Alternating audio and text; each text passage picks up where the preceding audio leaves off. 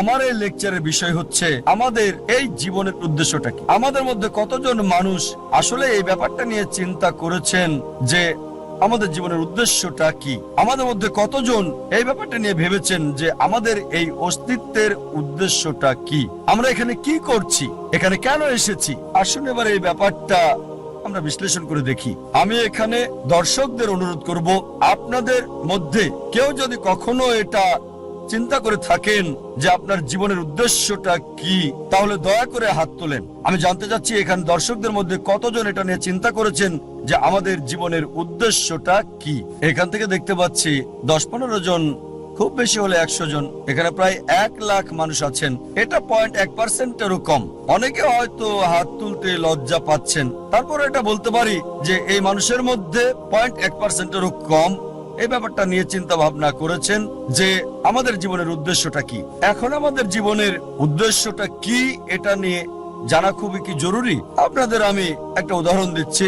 মনে করেন একজন লোক হাঁটতে হাঁটতে একটা মোড়ের উপরে আসলো, তখন সে আরেকজনকে জিজ্ঞেস করলো, এই রাস্তাটা কোন দিকে গেছে ভাই? সেই পথিক বলল, আপনি কোথায় যেতে চান? লোকটা বলল, যে কোনো জায়গায়। তখন পথিক বলবে, যে কোনো পথে চলে যান, কোনো সমস্যা হবে না। এখানে এই লোকটার কোনো উদ্দেশ্য নেই। লোকটা যেসব কাজ করে তার সেই কাজগুলো কোনো পার্থক্য সৃষ্টি করে না, কারণ সে কোনো গন্তব্যে যায় না। আমাদের মধ্যে অনেকেই ঠিক এভাবেই জীবনযাপন করছেন। আপনাদের আরেকটা উদাহরণ দিচ্ছি। মনে করেন একজন বিল্ডার একটা বিল্ডিং বানাতে শুরু করলো। বিল্ডিং এর ভিত্তি বানানোর জন্য সে মাটিতে বড় একটা গর্ত তৈরি করলো। তাকে প্রশ্ন করা হলো, আপনার এই বিল্ডিংটা কত তলা পর্যন্ত হবে? সে বললো, আমি জানি না। বিল্ডিংটা কত স্কয়ার ফিট জুড়ে বানানো হচ্ছে? সে বলবে, চিন্তাই করিনি। সেই বিল্ডারের কোনো উদ্দেশ্যই নেই। একবার একজন লোক তার প্রতিবেশীকে বলল, আপনার কুকুরটা সব সময় গাড়ি দেখলে তার পিছনে ধাওয়া করে। ভাবছি এই কুকুরটা কখনো কি গাড়িটাকে ধরতে পারবে? প্রতিবেশী উত্তর দিল, কোনো গাড়িকে ধরতে পারবে কিনা সেটা নিয়ে ভাবছি না, আমি ভাবছি গাড়িটা ধরতে পারলে কুকুরটা তখন কি করবে। যে লোকটা বলছে কখনো ধরতে পারবে কিনা জানি না, সে বুঝতে পারছে না। আর প্রতিবেশী কুকুরটার মালিক, সে কিন্তু বুঝতে পারছে গাড়িটাকে ধরতে পারলে সে কুকুরটা তখন কি করবে। এখানে কুকুরটার উদ্দেশ্যটা কি? দুর্ভাগ্যজনক ভাবে আমাদের অনেকেই আমাদের জীবনটাকে এভাবেই পার করে দিচ্ছি এই কুকুরটার মতোই। লোকজন গ্রাজুয়েশন করে, তাদের জিজ্ঞেস করবেন, আপনি গ্রাজুয়েশন করছেন কেন? তারা কারণটা জানে না। কারণটা এই যে তারা গ্রাজুয়েট হতে চায়। গ্রাজুয়েশন শেষ করে আপনি কি করবেন? সে বলল, আমি জানি না। আমাদের বেশিরভাগই জীবনটাকে পার করছি গন্তব্য ছাড়া লোকটার মতো, অথবা সেই কুকুরটার মতো যে গাড়িকে ধরতে পেছনে ছুটছে কোনো উদ্দেশ্য ছাড়াই। আমাদের অনেকেই আমরা না বুঝেই অন্য মানুষের উদ্দেশ্যকে নকল করি। কোন ছাত্রকে প্রশ্ন করবেন, আপনি কমার্স পড়ছেন কেন? সে উত্তর দেবে, কারণ আমার বন্ধু কমার্স পড়ছে। আবার অনেকেই বিভিন্ন অভিনেতা আর মডেলদের নকল করার চেষ্টা করে। তারা এটা না বুঝেই করে। একবার এক লোক গ্রাম থেকে বোম্বেতে আসলো বড়লোক হওয়ার জন্য। তাকে একবার প্রশ্ন করা হলো যে, আপনি বোম্বেতে আসলেন কেন? সে তখন বলল, আমি হিন্দি সিনেমায় দেখেছি অমিতাভ বচ্চন খুব গরিব ছিল, তারপর বোম্বেতে এসে এক রাতের মধ্যে অনেক বড়লোক হয়ে গেল। এজন্য আপনারা প্রায় দেখবেন বোম্বের আশেপাশের এলাকা থেকে লোকজন বোম্বেতে চলে আসে যাতে সে এক রাতে ধনী হয়ে যেতে পারে। এই কারণে আমরা দেখতে পাই বোম্বেতে বস্তির সংখ্যা বেড়েই যাচ্ছে। অনেক সময় আপনারা দেখবেন যে অভিনেতা আর মডেলরা ব্র্যান্ড অ্যাম্বাসাডর হয়, বিভিন্ন পণ্যের মার্কেটিংও করে। একজন একটা নতুন গাড়ি কিনলো, হুন্দাই i10। তাকে প্রশ্ন করা হলো, আপনি এই গাড়িটা পছন্দ করলেন কেন? Hyundai i10। সে বলল, আমার প্রিয় অভিনেতা শাহরুখ খান, তার একটা হুন্দাই i10 আছে। আমি জানি না যে শাহরুখ খান ওই অ্যাড ছাড়া আর কখনো হুন্দাই i10-এ বসেছেন কি না। তিনি হয়তো চালান মার্সিডিজ অথবা BMW অথবা এরকম কিছু। আমার সন্দেহ তার i10 আছে কিনা। শাহরুখ খান মডেল হয়েছেন ঘড়ির, ট্যাগ হিওর ঘড়ির। তিনি ব্র্যান্ড অ্যাম্বাসেডর এই বিখ্যাত ট্যাগ হিওর ঘড়ির। আর আমরা দেখি যে অনেক ভক্তই তার এই ঘড়ি কিনে থাকে। এখন শাহরুখ খানের অভিনয়ের সাথে এই ট্যাগ হিওরের সম্পর্কটা কি? এই ট্যাগ হিওর ঘড়িটা কি তার অভিনয়ের ক্ষেত্রে কোনো সাহায্য করে যাচ্ছে? আমার তো মনে হয় শাহরুখ খান বিখ্যাত হওয়ার পরে এই ট্যাগ হিওর ঘড়ি পরেছেন। এরকম বিভিন্ন উপায়ে মিডিয়ায় পণ্যের মার্কেটিং করা হয়। আর দুর্ভাগ্যজনক ভাবে আমরা অন্য মানুষকে নকল করার চেষ্টা করি, বেশিরভাগ সময় কিছু না বুঝেই। মনে করেন একজন ধনী লোক একটা টেক্সটাইল মিল কিনলো। প্রশ্ন করা হলো, আপনি এই টেক্সটাইল মিল কিনলেন কেন? সেই লোক বলল যে আমি খোঁজ খবর নিয়ে জানতে পেরেছি টেক্সটাইল ব্যবসায় অনেক বেশি লাভ করা যায়। তারপর জিজ্ঞেস করা হলো, আপনার কাছে কি কোনো ভালো রিপোর্ট আছে? সে বলল না। ব্যবসা দেখাশোনার জন্য কি কাউকে ঠিক করেছেন? কাউকে সেই কোম্পানির চিফ এক্সিকিউটিভ অফিসার কি বানিয়েছেন? সে বলল না। এখানে কত পার্সেন্ট লাভ করতে চান? আমি জানি না। তারপর কাঁচামাল কোথা থেকে কিনবেন? ওটা তো চিন্তা করিনি। আপনি টেক্সটাইল বিক্রি করবেন কোথায়? সে বলল জানি না। আপনার কি মনে হয় এই মিল মালিক টেক্সটাইল ব্যবসায় কোনো লাভ করতে পারবে? আবার ধরেন আরেকজন লোক, তার একটা উদ্দেশ্য, তার উদ্দেশ্য হচ্ছে পৃথিবীর সেরা বিজ্ঞানী হওয়া। সে কি করলো? সে তখন পৃথিবীর প্রথম মানুষ আদম আলাইহিসসালাম থেকে শুরু করে এ পর্যন্ত মানুষের ইতিহাস পড়লো। এভাবে অনেক পড়াশোনা করে জানতে পারলো যে পৃথিবীর ইতিহাসে এ পর্যন্ত সবচেয়ে সেরা বিজ্ঞানী স্যার আইজ্যাক নিউটন। আর এই কথাটা সঠিক। এটা জানার পর সে কি করলো? নিউটনের মতো হওয়ার জন্য সে মাথার চুল লম্বা রাখতে লাগলো, আইজ্যাক নিউটনের মতো কার্লি। তারপর জুতা পরতে লাগলো তার মতো। তারপর সে জামা কাপড়ও পরতে লাগলো। সেই লোক কি নিউটনের মতো বিজ্ঞানী হতে পারবে? তার একটা উদ্দেশ্য আছে, তবে প্ল্যানিংটা হচ্ছে ভুল। প্ল্যানিং অবশ্যই আছে, সে বিজ্ঞানীদের নিয়ে পড়াশোনাও করেছে, কিন্তু প্ল্যানিংটা ছিল ভুল। এবার মূল প্রশ্নে আসি যে আমাদের জীবনের মূল উদ্দেশ্যটা কি? পৃথিবীতে আমাদের এই অস্তিত্বের উদ্দেশ্যটা কি? আপনাদের কি মনে হয় কে এই প্রশ্নের সঠিক উত্তরটা দিতে পারবেন যে পৃথিবীতে আমাদের জীবনের উদ্দেশ্যটা কি? কে? ডাক্তার জাকির নায়েক পারবেন? অবশ্যই এর উত্তর হবে না। তাহলে কি বিজ্ঞানীরা এই প্রশ্নের উত্তর দিতে পারবেন? এবার উত্তর না। তাহলে কি দার্শনিকরা এর উত্তর দিতে পারবেন? তারাও পারবেন না। এই প্রশ্নের সবচেয়ে সেরা উত্তর যে আমাদের জীবনের উদ্দেশ্যটা কি, এর উত্তর দিতে পারবেন আমাদের স্রষ্টা সর্বশক্তিমান আল্লাহ সুবহানাহু ওয়া তাআলা। আমার লেকচারের শুরুতে পবিত্র কোরআনের একটা আয়াত বলেছিলাম, সূরা জারিয়াত অধ্যায় 51 আয়াত 5 ও 6। এখানে আল্লাহ বলেছেন, ওয়ামা খালাকতুল জিন্না ওয়াল ইনসা ইল্লা লিয়াবুদুন। আমি জিন এবং মানুষকে সৃষ্টি করেছি আমার ইবাদতের জন্য। জিন এবং মানুষকে সৃষ্টি করেছি শুধু আমার ইবাদতের জন্য। এখানে আরবি শব্দ হচ্ছে ইবাদা, মূল শব্দ আব থেকে এসেছে, যার অর্থ চাকর, এর মানে দাস। ইবাদা মানে নির্দেশ পালন, মানে গোলামি, এর মানে অনুগত, সমর্পণ করা। সংক্ষেপে ইবাদা মানে গোলামি বা আল্লাহ সুবহানাহু ওয়া তাআলার নির্দেশ মান্য করা। আমাদের স্রষ্টা সর্বশক্তিমান আল্লাহ, যা কিছু আল্লাহ সুবহানাহু ওয়া তাআলা সর্বশক্তিমান আল্লাহ নির্দেশ দিয়েছেন আমরা মানি, এটাই হচ্ছে ইবাদা, এটাই প্রার্থনা। যেমন ধরেন আল্লাহ সুবহানাহু ওয়া তাআলা বলেছেন 5টি পিলার মানতে হবে। যদি তাওহীদে বিশ্বাস করেন যে কোনো উপাস্য নেই আল্লাহ ছাড়া, তাহলে ইবাদত করছেন, আপনি আল্লাহর উপাসনা করছেন। যদি প্রার্থনা করেন, সালাহ আদায় করেন, আপনি ইবাদত করছেন, আল্লাহ সুবহানাহু ওয়া তাআলার উপাসনা করছেন। যদি যাকাত দেন, বাধ্যতামূলক দান, ইবাদত করছেন, আল্লাহ সুবহানাহু ওয়া তাআলার উপাসনা করছেন। যদি রোজা রাখেন, ইবাদত করছেন, আল্লাহ সুবহানাহু ওয়া তাআলার উপাসনা করছেন। আল্লাহ কোরআনে বলেছেন যে প্রতিবেশীর হক আদায় করতে হবে। তাই যদি প্রতিবেশীর হক আদায় করেন, যেহেতু কোরআন বলছে সূরা মাউন অধ্যায় 107 আয়াত 7, তাহলে ইবাদত করছেন, আল্লাহ সুবহানাহু ওয়া তাআলার উপাসনা করছেন।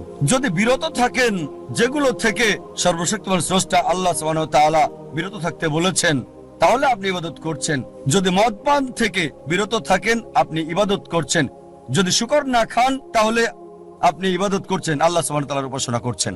যদি বিরত থাকেন চুরি করা থেকে, ধোঁকা দেওয়া থেকে, মিথ্যা বলা থেকে, আপনি ইবাদত করছেন, আল্লাহ সুবহানাহু ওয়া তাআলার উপাসনা করছেন। সংক্ষেপে আল্লাহ সুবহানাহু ওয়া তাআলার নির্দেশ মান্য করলে, নিজের ইচ্ছাকে আল্লাহর কাছে সমর্পণ করলে আপনি ইবাদত করছেন, আপনি আল্লাহ সুবহানাহু ওয়া তাআলার উপাসনা করছেন।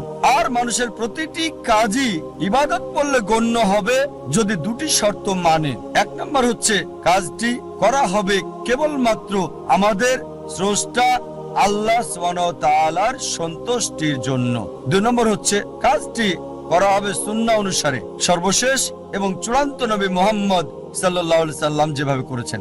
যদি আপনার কাজে এই দুটো বিষয় থাকে, প্রতিটি কাজই ইবাদতের অন্তর্ভুক্ত হয়ে যাবে, প্রার্থনা বলে গণ্য হবে।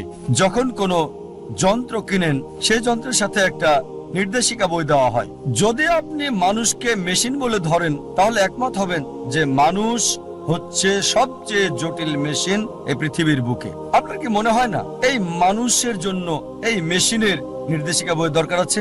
মানুষের জন্য সর্বশেষ এবং চূড়ান্ত নির্দেশিকা বই হচ্ছে পবিত্র কোরআন। পবিত্র কোরআন আল্লাহ সুবহানাহু ওয়া তাআলার সর্বশেষ এবং চূড়ান্ত নির্দেশ, যা সর্বশেষ ও চূড়ান্ত নবী মুহাম্মদ সাল্লাল্লাহু আলাইহি ওয়াসাল্লামকে দেওয়া হয়েছে। সর্বশেষ ও চূড়ান্ত নির্দেশিকা মানব জাতির জন্য। কোনটা করবে আর করবে না, কিভাবে একজন মানুষ জীবনযাপন করবে তা দেওয়া আছে এই নির্দেশিকা বই পবিত্র কোরআনে। অনেকে আমাকে প্রশ্ন করে, কেন সর্বশক্তিমান আল্লাহ ইবাদত চান আমাদের ইবাদত কি তার প্রয়োজন? কেন চান আমরা তার প্রশংসা করি? আল্লাহু আকবার, আল্লাহ মহান, সর্বশক্তিমান আল্লাহ কি প্রশংসার প্রয়োজন? আল্লাহ উত্তর দিচ্ছেন পবিত্র কোরআনে সূরা ফাতির অধ্যায় 35 আয়াত 15, হে মানুষ, তোমরাই আল্লাহর মুখাপেক্ষী আর আল্লাহ সকল অভাব মুক্ত, সকল প্রশংসা তার। কোরআন বলছে সূরা ফাতিরে অধ্যায় 35 আয়াত 15, হে মানুষ, তোমরাই আল্লাহর সাহায্য প্রার্থী, আল্লাহ সকল অভাব মুক্ত, প্রশংসা কেবল তারই। আমাদেরকে আল্লাহ সুবহানাহু ওয়া তাআলা ইবাদত করতে বলেন, তার প্রশংসা করতে বলেন, তার ভালোর জন্য নয়, আমাদের ভালোর জন্য। যখন আল্লাহু আকবার বলি, এটা আল্লাহকে মহান করে না, আল্লাহ এমনিতেই অতি মহান। আপনি আল্লাহু আকবার বলেন আর না বলেন, তারপরও আল্লাহ অতি মহান থাকবেন, এতে আল্লাহ সুবহানাহু ওয়া তাআলার কিছুই যায় আসে না। তবে আল্লাহ সুবহানাহু ওয়া তাআলা চান আমরা তার প্রশংসা করি, কারণ তিনি আমাদের মানসিকতা বোঝেন। আমরা মানুষরা যখন কারো প্রশংসা করি, যখন মহান বা বিখ্যাত কাউকে চিনি, আমরা সাধারণত তার কথায় মেনে চলি। যেমন ধরেন, আপনার মার হার্ট অ্যাটাক হয়েছে, আপনার কাছে একটা অপশন, একজন সাধারণ মানুষ এসে আপনাকে উপদেশ দিচ্ছে, আপনি কি তার উপদেশ মানবেন নাকি পৃথিবীর সবচেয়ে বড় হার্ট স্পেশালিস্টের উপদেশ আপনি মানবেন? সেই লোকটি আপনাকে ফ্রি উপদেশ দিচ্ছে, আপনি কার উপদেশ নেবেন? হার্ট অ্যাটাক হয়েছে আপনার মায়ের জন্য, পৃথিবীর বিখ্যাত হার্ট স্পেশালিস্টের উপদেশ নাকি সাধারণ লোকের? এটা স্বাভাবিক, কারণ জানেন হার্ট স্পেশালিস্ট বিখ্যাত, লোকজন তার প্রশংসা করে, আপনি তার উপদেশই মানতে চাইবেন। একইভাবে আল্লাহ সুবহানাহু ওয়া তাআলা আমাদের প্রশংসা চান, তিনি মহান, আল্লাহ অতি মহান, আল্লাহ সবকিছু জানেন, আল্লাহ মহাজ্ঞানী। তাই যখন আমরা বলি যে তিনি হচ্ছেন মহাজ্ঞানী, আর যখন তিনি আমাদেরকে উপদেশ দেন আমরা অনুসরণ করতে চাই। যদি না মানেন তিনি মহাজ্ঞানী, মহাপ্রজ্ঞাশীল, তাহলে তার উপদেশ মানার সম্ভাবনা কম। আল্লাহ সুবহানাহু ওয়া তাআলা আমাদের ইবাদত চান, প্রশংসা চান, তার উপকারের জন্য নয়, এটা আমাদের উপকারের জন্য। আল্লাহ বলেন সূরা ফাতির অধ্যায় 35 আয়াত 15, হে মানুষ, তোমাদেরই আল্লাহর সাহায্য দরকার আর আল্লাহ কারো মুখাপেক্ষী নন, সকল প্রশংসা তারই। আরেকটা উদাহরণ দিচ্ছে, ধরেন কোন এক দম্পতি বিয়ে হয়েছে কয়েক বছর আগে, তাদের কোনো সন্তান নেই। সাধারণত অধিকাংশ এরকম দম্পতি দুঃখে থাকে। আবার আরেকটা দম্পতি আছে আর তাদের একটা সন্তান আছে, আদর স্নেহ দিয়ে লালন পালন করছে। যখন সন্তানটি 15 বা 16 বছরের হলো, তখন সে মারা গেল। স্বাভাবিকভাবেই তারা খুব দুঃখ পাবে। প্রথম দম্পতি যাদের সন্তান নেই তারা দুঃখে থাকে, তবে দ্বিতীয় দম্পতি মানে যাদের সন্তান আছে, লালন পালন করার পর টিনেজ হওয়ার পর বাচ্চাটি মারা গেল, তারা আরো বেশি দুঃখ পাবে। এখন তৃতীয় প্রকারের পিতামাতা রয়েছে, যাদের সন্তান আছে, তাকে ভালোবাসা স্নেহ দিয়ে লালন করছে, তার দেখাশোনা করছে, তবে যখন বড় হলো, প্রাপ্তবয়স্ক হলো, তখন পিতামাতার সাথে কথা বলে না, তাদের দেখাশোনা করে না। এমন সন্তানকে আপনি তখন কি বলবেন? অবশ্যই আপনি তাকে বলবেন অমানবিক, অবিবেচক বলবেন, অকৃতজ্ঞ বলবেন। সবাই এটা মানবেন যে যদি আপনার পিতামাতা স্নেহ ভালোবাসা দিয়ে আপনাকে লালন পালন করে, দেখাশোনা করে, সবকিছু আপনাকে দেয়, বড় হলেন, প্রাপ্তবয়স্ক হলেন, তখন আর কথা বলেন না, খোঁজ খবর নেন না, এমনকি দেখাও করেন না, অবশ্যই এমন সন্তানকে বলবেন অবিবেচক, অকৃতজ্ঞ, এরা নিষ্ঠুর। এটা যদি মানেন তাহলে চিন্তা করেন ওই সকল মানুষকে কি বলবেন যারা স্রষ্টার প্রতি অকৃতজ্ঞ। আমাদের স্রষ্টা আল্লাহ সুবহানাহু ওয়া তাআলা সর্বশক্তিমান আল্লাহ শুধু আমাদেরকে সৃষ্টি করেননি, আমাদের পিতামাতাকেও তিনি সৃষ্টি করেছেন। আপনার কি মনে হয় না ধন্যবাদ দেওয়া উচিত আল্লাহ সুবহানাহু ওয়া তাআলাকে? তার অনুগত হওয়া উচিত কিনা? আমাদের মধ্যে কতজন আল্লাহর প্রতি কৃতজ্ঞতা প্রকাশ করে তার অনুগ্রহের জন্য, তার দয়ার জন্য যা আমাদের উপর তিনি করেছেন? কয়জন আমাদের মধ্যে? সর্বশক্তিমান স্রষ্টা আল্লাহ সুবহানাহু ওয়া তাআলা আমাদের জীবন দিয়েছেন, এই পৃথিবীর কল্যাণ দিয়েছেন, খাদ্য, বস্ত্র, আশ্রয় দিয়েছেন। চিন্তা করতে পারেন, যদি কয়েকদিনের জন্য পানি না পান, স্বাভাবিকভাবে মারা যাবেন। কয়জন আমরা আমাদের স্রষ্টাকে কৃতজ্ঞতা জানিয়েছি আল্লাহ সুবহানাহু ওয়া তাআলার প্রতি, যিনি আমাদের এই পানি দিয়েছেন? কখনো কি চিন্তা করেছেন যে বাতাস আমরা নিঃশ্বাস নিই, যদি কয়েক মিনিটের জন্য বাতাস না পাই কি অবস্থা হবে? অবশ্যই মারা যাব। কয়জন আমরা স্রষ্টাকে ধন্যবাদ দিয়েছি আল্লাহ সুবহানাহু ওয়া তাআলাকে এই বাতাসের জন্য? আল্লাহ বলেন কোরআনে সূরা ইব্রাহিম অধ্যায় 14 আয়াত 34, যদি তুমি গণনা করো এই নিয়ামত আল্লাহ তাআলার গুণে শেষ করতে পারবে না। আর মানুষ আসলেই অবিবেচক, অকৃতজ্ঞ। আল্লাহ কোরআনে বলেন সূরা আদিয়াত অধ্যায় 100 আয়াত 6, ইন্নাল ইনসানা লিরাব্বিহি লাকানুদ। বস্তুত মানুষ তার প্রতিপালকের প্রতি বড়ই অকৃতজ্ঞ। আল্লাহ অনেক জায়গায় বলেছেন যে বস্তুত মানুষ তার রবের প্রতি অকৃতজ্ঞ। আল্লাহ সুবহানাহু ওয়া তাআলা আমাদের প্রশংসা আর উপাসনা চান তার নিজের জন্য নয়, আমাদের কল্যাণের জন্যই, মানুষের কল্যাণের জন্য। চিন্তা করেন, যখন আল্লাহ সুবহানাহু ওয়া তাআলা দেখেন যে আপনি তার উপদেশ মানছেন, এটা সৃষ্টির কল্যাণ করছে, তিনি খুশি হন। যেমন ধরেন, একজন ডাক্তার ফ্রি চিকিৎসা দিচ্ছেন, তিনি ফ্রি উপদেশ দিচ্ছেন গরিব রোগীদের। এবার দেখেন, যদি সেই রোগী ডাক্তারের দেওয়া পরামর্শ না মানে, ডাক্তারের কেমন লাগবে? আর যদি ডাক্তারের উপদেশ মানে, এতে ডাক্তারের উপকার হবে না, কারণ তিনি ফি দিচ্ছেন, উপকার হবে আপনার। আর যখন তার উপদেশ মানেন, ডাক্তার খুশি হয়, অন্তত আমার রোগী এখন ভালো আছে। আল্লাহ সুবহানাহু ওয়া তাআলা ডাক্তারেরও ডাক্তার, বড় ডাক্তার। বলা হয়েছে হুয়া শাফি, তিনি সুস্থ করেন। যখনই তার উপাসনা করেন, তার আদেশ মানেন, আল্লাহ সুবহানাহু ওয়া তাআলা খুশি হন, কারণ যখনই তার প্রশংসা করেন, আদেশ মানেন, এটা তার সৃষ্টির জন্য ভালো, মানব জাতির জন্য ভালো, এটা আল্লাহ সুবহানাহু ওয়া তাআলাকে খুশি করে। আল্লাহ এজন্য খুশি হন না যে উপাসনা করছেন, প্রশংসা করছেন, তিনি খুশি হন কারণ এটা মানব জাতির উপকার করছে তার সৃষ্টির। এমনকি যখন পাপ করেন, অপরাধ করেন, পরক্ষণে অনুতপ্ত হন, তার কাছে ক্ষমা প্রার্থনা করেন, আল্লাহ সুবহানাহু ওয়া তাআলা সাথে সাথে ক্ষমা করে দেন। আল্লাহ কোরআনে অনেক জায়গায় বলেছেন ওয়াল্লাহু গফুরুর রহিম।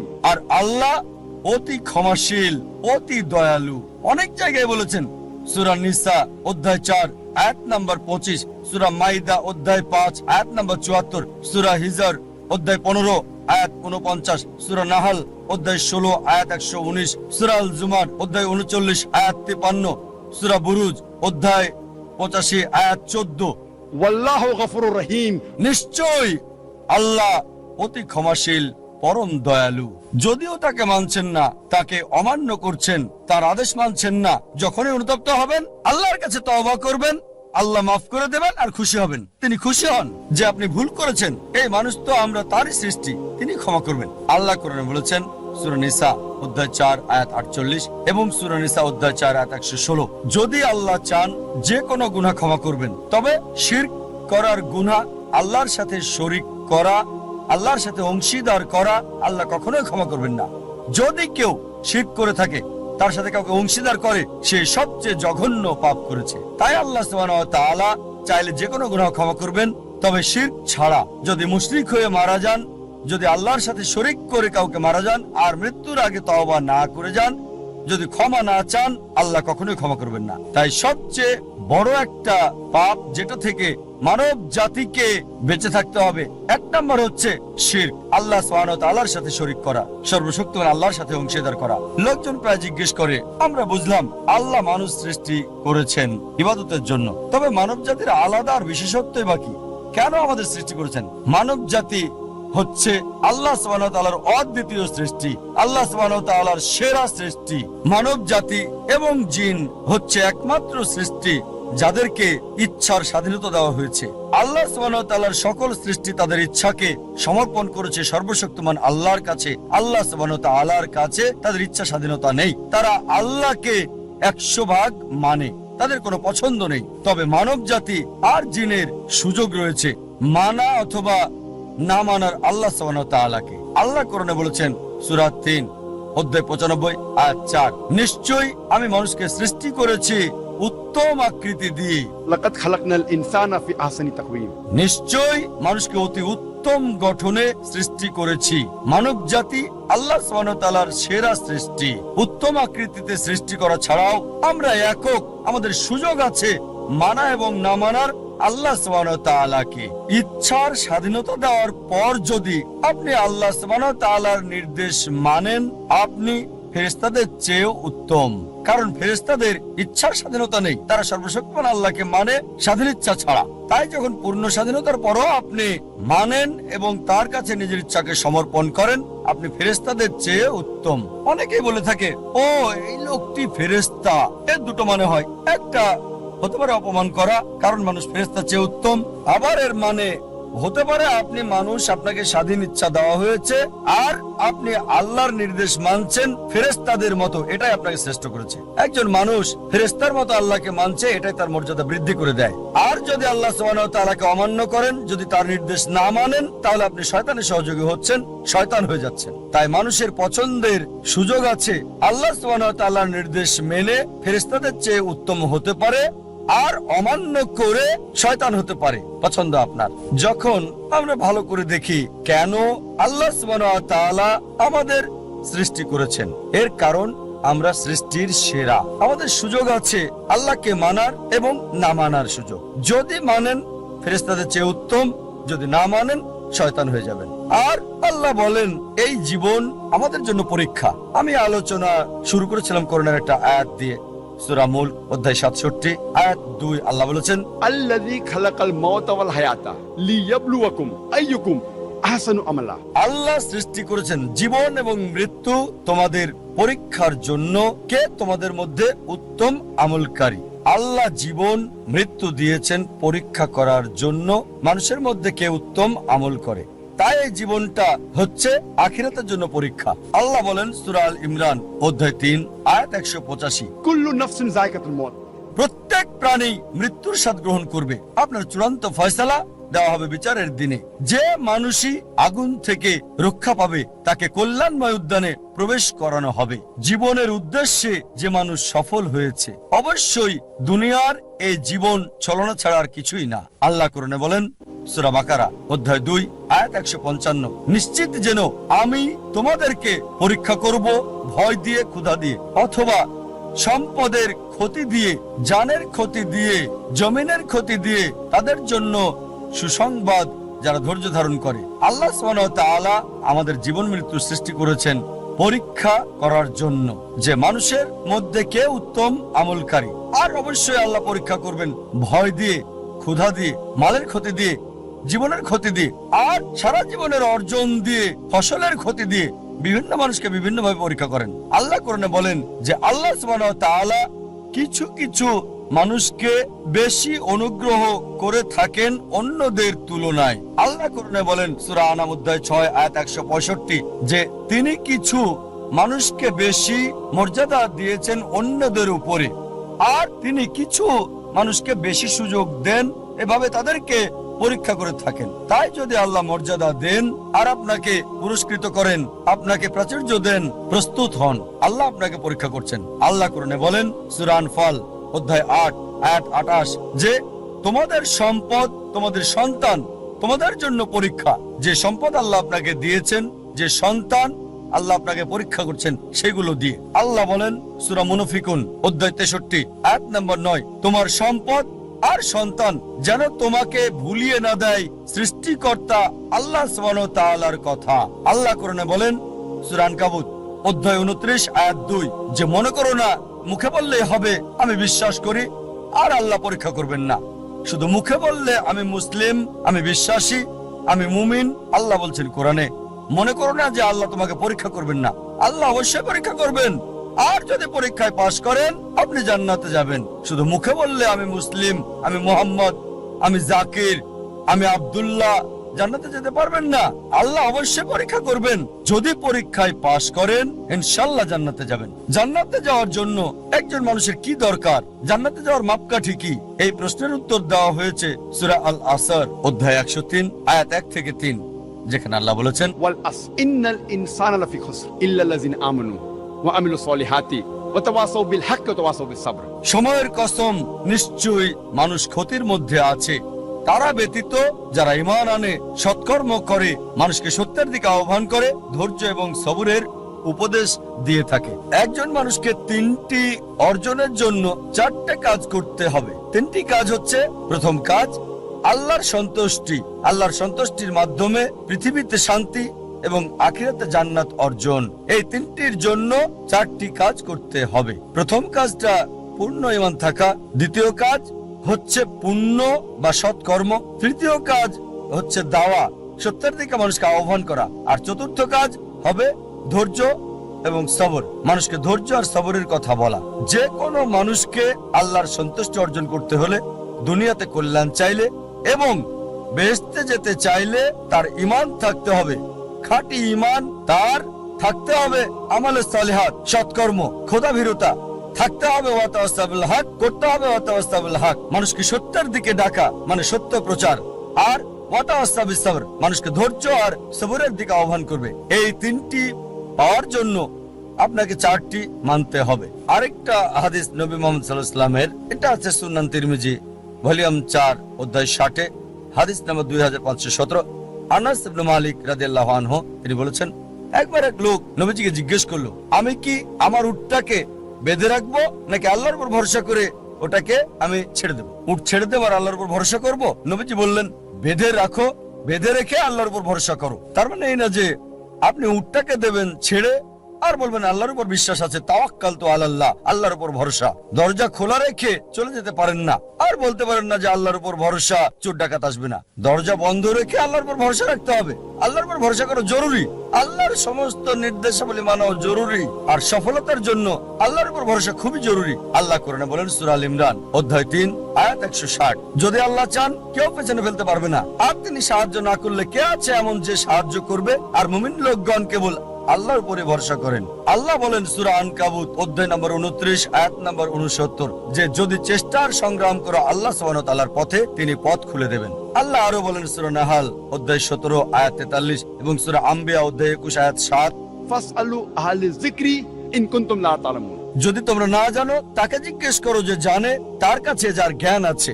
তাই সফলতার জন্য প্রথম আল্লাহর উপর ভরসা, দ্বিতীয় হচ্ছে চেষ্টা করা, সাধনা করা আল্লাহ সুবহানাহু ওয়া তাআলার পথে, তৃতীয় হচ্ছে যে জানে তাকে জিজ্ঞেস করা। পরিকল্পনাটাও জরুরি, গন্তব্য থাকাটাও জরুরি।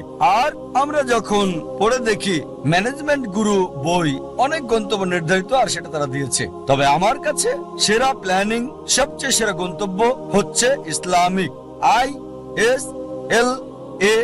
ISLAMIC, আই এটা দিয়ে ইসলামিক। আপনার গন্তব্য আল্লাহ সুবহানাহু ওয়া তাআলা এবং নবী মুহাম্মদ সাল্লাল্লাহু আলাইহি সাল্লামের শিক্ষা অনুযায়ী হতে হবে।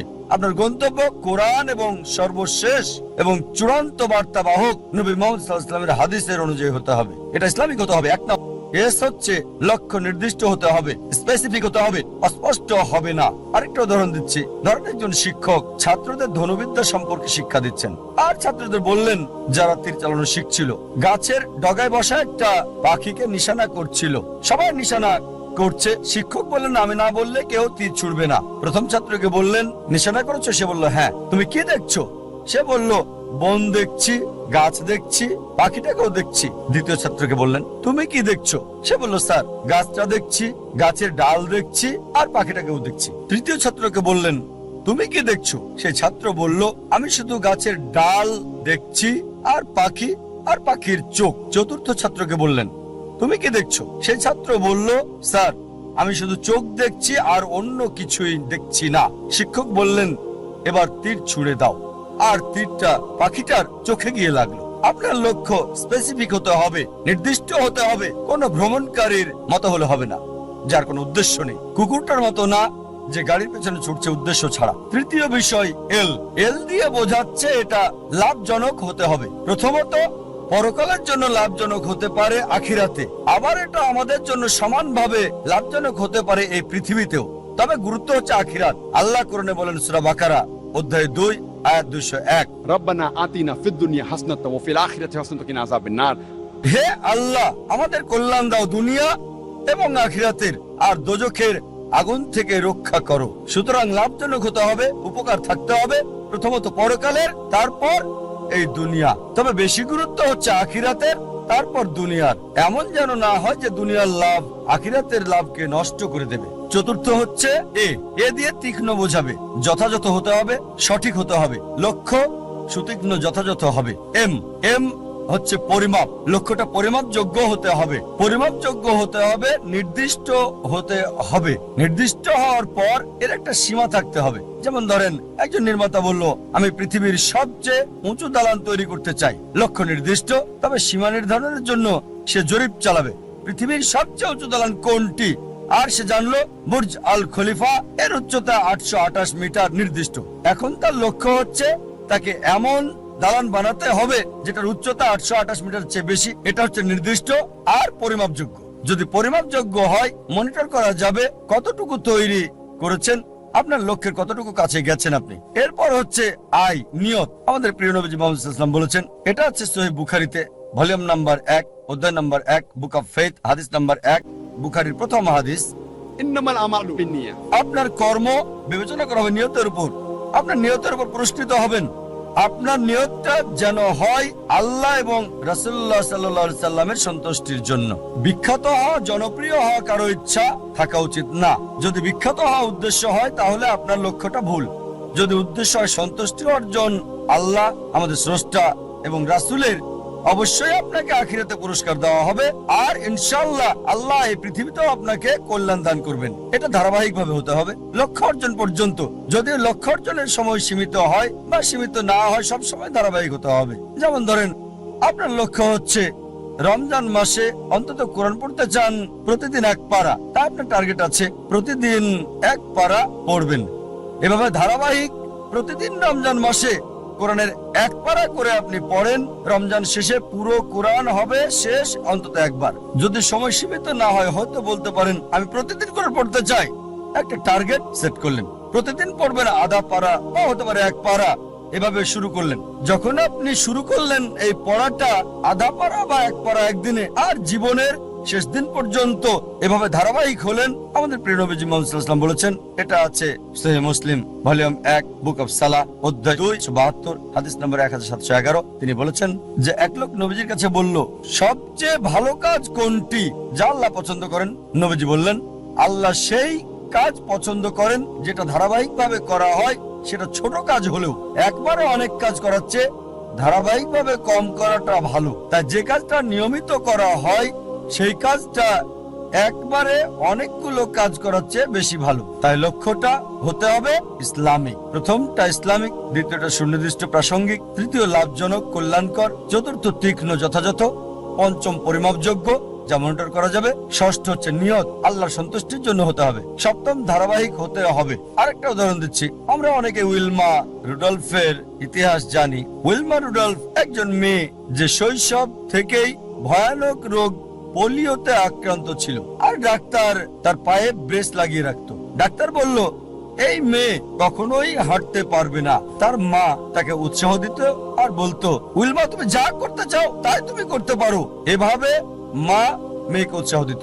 উইলমার বয়স যখন 9, তখন পায়ের ব্রেস খুলে ফেলে সে পৃথিবীর দ্রুততম মানবী হতে চায়। এটা ছিল তার ইচ্ছা, ছিল তার লক্ষ্য।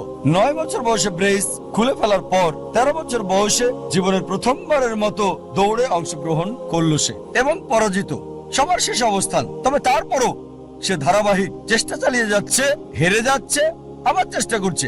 একসময় অলিম্পিকে খেলার যোগ্যতা সে অর্জন করেছে। এটা বাস্তব গল্প, কোনো বানানো গল্প না, মনোরঞ্জনের গল্প না। যখন অলিম্পিকে খেলতে আসলো 1960 সালের অলিম্পিকে মহিলাদের 100 মিটার দৌড়ে সে প্রথম হয়েছিল, স্বর্ণপদক পেল। 200 মিটার দৌড়েও মহিলাদের মধ্যে স্বর্ণপদক পেল। সে 400 মিটার দৌড়েও স্বর্ণপদকটা জয় করে নিল। 100 গুণ 4 মহিলাদের মধ্যে 1960 সালের অলিম্পিকে সে 3টি সোনা জিতেছিল এবং ইতিহাস রচনা করেছিল। একজন প্যারালাইজড, একজন অচল মহিলা, পোলিও আক্রান্ত, সে পৃথিবীর দ্রুততম মানবী হলো 1960 সালের জন্য। আমরা দেখলাম যে উইলমা লক্ষ্য স্থির করেছে। আর যদি ম্যানেজমেন্ট গ্রুপ বই পড়েন, এই বিষয়গুলো তাতে আছে। স্মার্ট গোল বইয়ে আছে, বিস্তারিত আমি বলছি না। তবে চলুন দেখি সে কতটুকু মূল টার্গেট পূর্ণ করেছে ইসলামিক ভাবে। প্রথম হচ্ছে লক্ষ্যটাকে ইসলামিক ছিল, লক্ষ্যটাকে কোরআন সুন্নাহ অনুযায়ী ছিল। তার ব্যক্তিগত জীবন জানি না, তবে এটা জানি সে মুসলিম না। স্রষ্টার জন্য করেছিল কিনা সেটাও জানি না। দ্বিতীয় হচ্ছে লক্ষ্যটাকে নির্দিষ্ট, হ্যাঁ নির্দিষ্ট, সে পৃথিবীর দ্রুততম মানবী হতে চেয়েছে। এটা লাভজনক, কল্যাণকর, হ্যাঁ এই পৃথিবীর জন্য লাভজনক। সুনাম পেয়েছে, সম্মান পেয়েছে। তবে আখিরাতের ব্যাপারে আল্লাহ জানেন, আমি জানি না। আখিরাতে এই অলিম্পিক জয়ের সোনা কোনো কাজে আসবে কিনা। যদি না তা করা হয় আল্লাহ সুবহানাহু ওয়া তাআলার সন্তুষ্টির জন্য। এটা কি সুতীক্ষ্ণ এবং যথাযথ ছিল? হ্যাঁ ছিল। এটা পরিমাপযোগ্য ছিল কি? হ্যাঁ। সে জানতো কে বিশ্বের দ্রুততম মানবী। সময়টা হয়তো 9 সেকেন্ড, 10 সেকেন্ড বা 11 সেকেন্ড ছিল।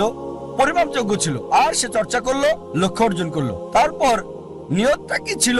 সুনাম অর্জন করা। অবশ্যই তা পেয়েছে। আল্লাহকে খুশি করা উদ্দেশ্য ছিল কিনা আমার সন্দেহ। তারপর ধারাবাহিকতা ছিল, হ্যাঁ ধারাবাহিক ছিল, নিয়মিত চর্চা করেছে, যদিও হেরেছে অনেকবার, জয় করলো পৃথিবীর দ্রুততম মানবী। আপনাদের আরেকটা উদাহরণ দিচ্ছি লক্ষ্য নির্ধারণের ভিন্নতা দেখে একজন মানুষের উদাহরণটা বলছি আপনাদের। একজন মানুষ যার সম্বল ছিল সামান্য, কিন্তু তিনি লক্ষ্যের চূড়ায় পৌঁছেছেন। যে মানুষ, যে ব্যক্তিটি আমার জীবনকে বদলে দিয়েছেন, শরীরের ডাক্তার থেকে আত্মার ডাক্তার করেছেন, আমি নিশ্চিত আপনারা তাকে চেনেন। তিনি হচ্ছেন শেখ আহমেদ দিদাত। চলুন তার লক্ষ্য নির্ধারণ দেখি। শেখ আহমেদ দিদাত, যদি আপনারা তার জীবনী পড়েন তাহলে দেখবেন যে পড়ালেখা করেছেন 6ষ্ঠ শ্রেণী পর্যন্ত মাত্র। তার কারণ ছিল সাংসারিক অভাব, বাধ্য হয়ে পড়ালেখা ছেড়ে দেন তিনি। 6ষ্ঠ শ্রেণী পাশ করার পর লেখাপড়া ছাড়তে বাধ্য হলেন। সামান্য সম্বল নিয়ে নিজের দেশ ভারত জন্মস্থান ছেড়ে চলে গেলেন দক্ষিণ আফ্রিকায়। তিনি কাজ করতেন সেলসম্যানের, ফার্নিচারের দোকানে দোকানে ড্রাইভিংও করেছেন তিনি ইত্যাদি। আর দক্ষিণ আফ্রিকায় থাকাকালীন তিনি নিয়মিত খ্রিস্টান মিশনারিদের বিড়ম্বনা শিকার হতেন, যারা বলতো ইসলাম একটা অনুপযোগী ধর্ম, নির্দয় ধর্ম। তারা ইসলামকে আক্রমণ করত।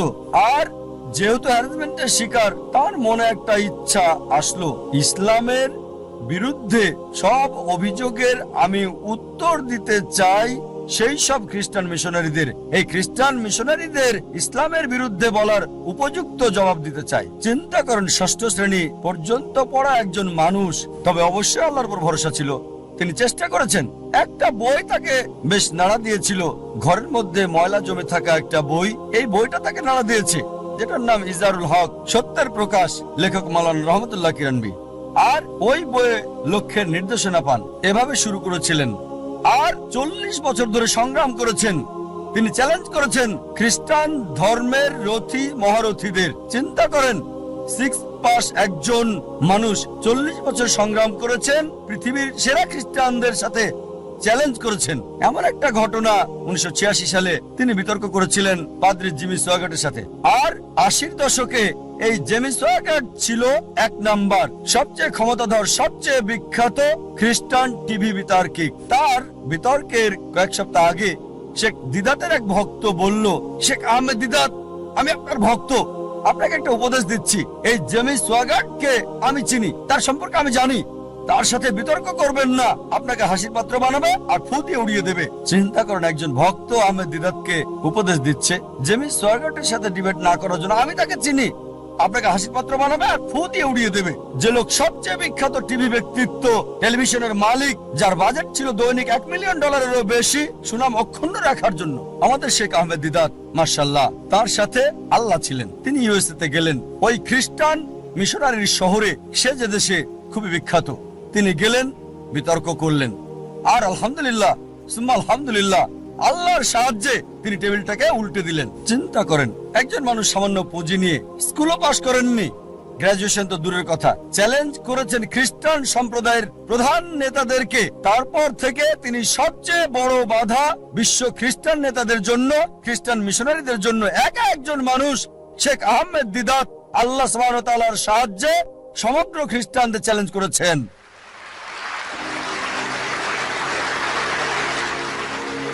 এবার তার লক্ষ্য নির্ধারণ দেখি। 1 নাম্বার হচ্ছে ইসলামিক। প্রথমে এটা কি ইসলামিক ছিল? কোরআন এবং সহিহ হাদিস মোতাবেক এটা কি আল্লাহ এবং রাসূলের জন্য ছিল? স্বাভাবিকভাবে হ্যাঁ ছিল। এ কারণেই তিনি লক্ষ্য অর্জন করেছিলেন। দ্বিতীয় হচ্ছে, এটা কি নির্দিষ্ট ছিল? হ্যাঁ, তার লক্ষ্য নির্দিষ্ট ছিল। আমি ইসলামের বিরুদ্ধে অভিযোগের উত্তর দিতে চাই, এটা ছিল নির্দিষ্ট।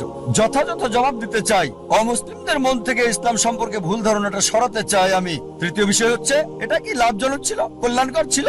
তিনি আখিরাতের লাভ চেয়েছেন, আর ইনশাআল্লাহ ইনশাআল্লাহ আল্লাহ তাকে জান্নাত দেবেন ইনশাআল্লাহ। কিন্তু আখিরাতের কল্যাণের পাশাপাশি দুনিয়াতেও সম্মান পেয়েছেন।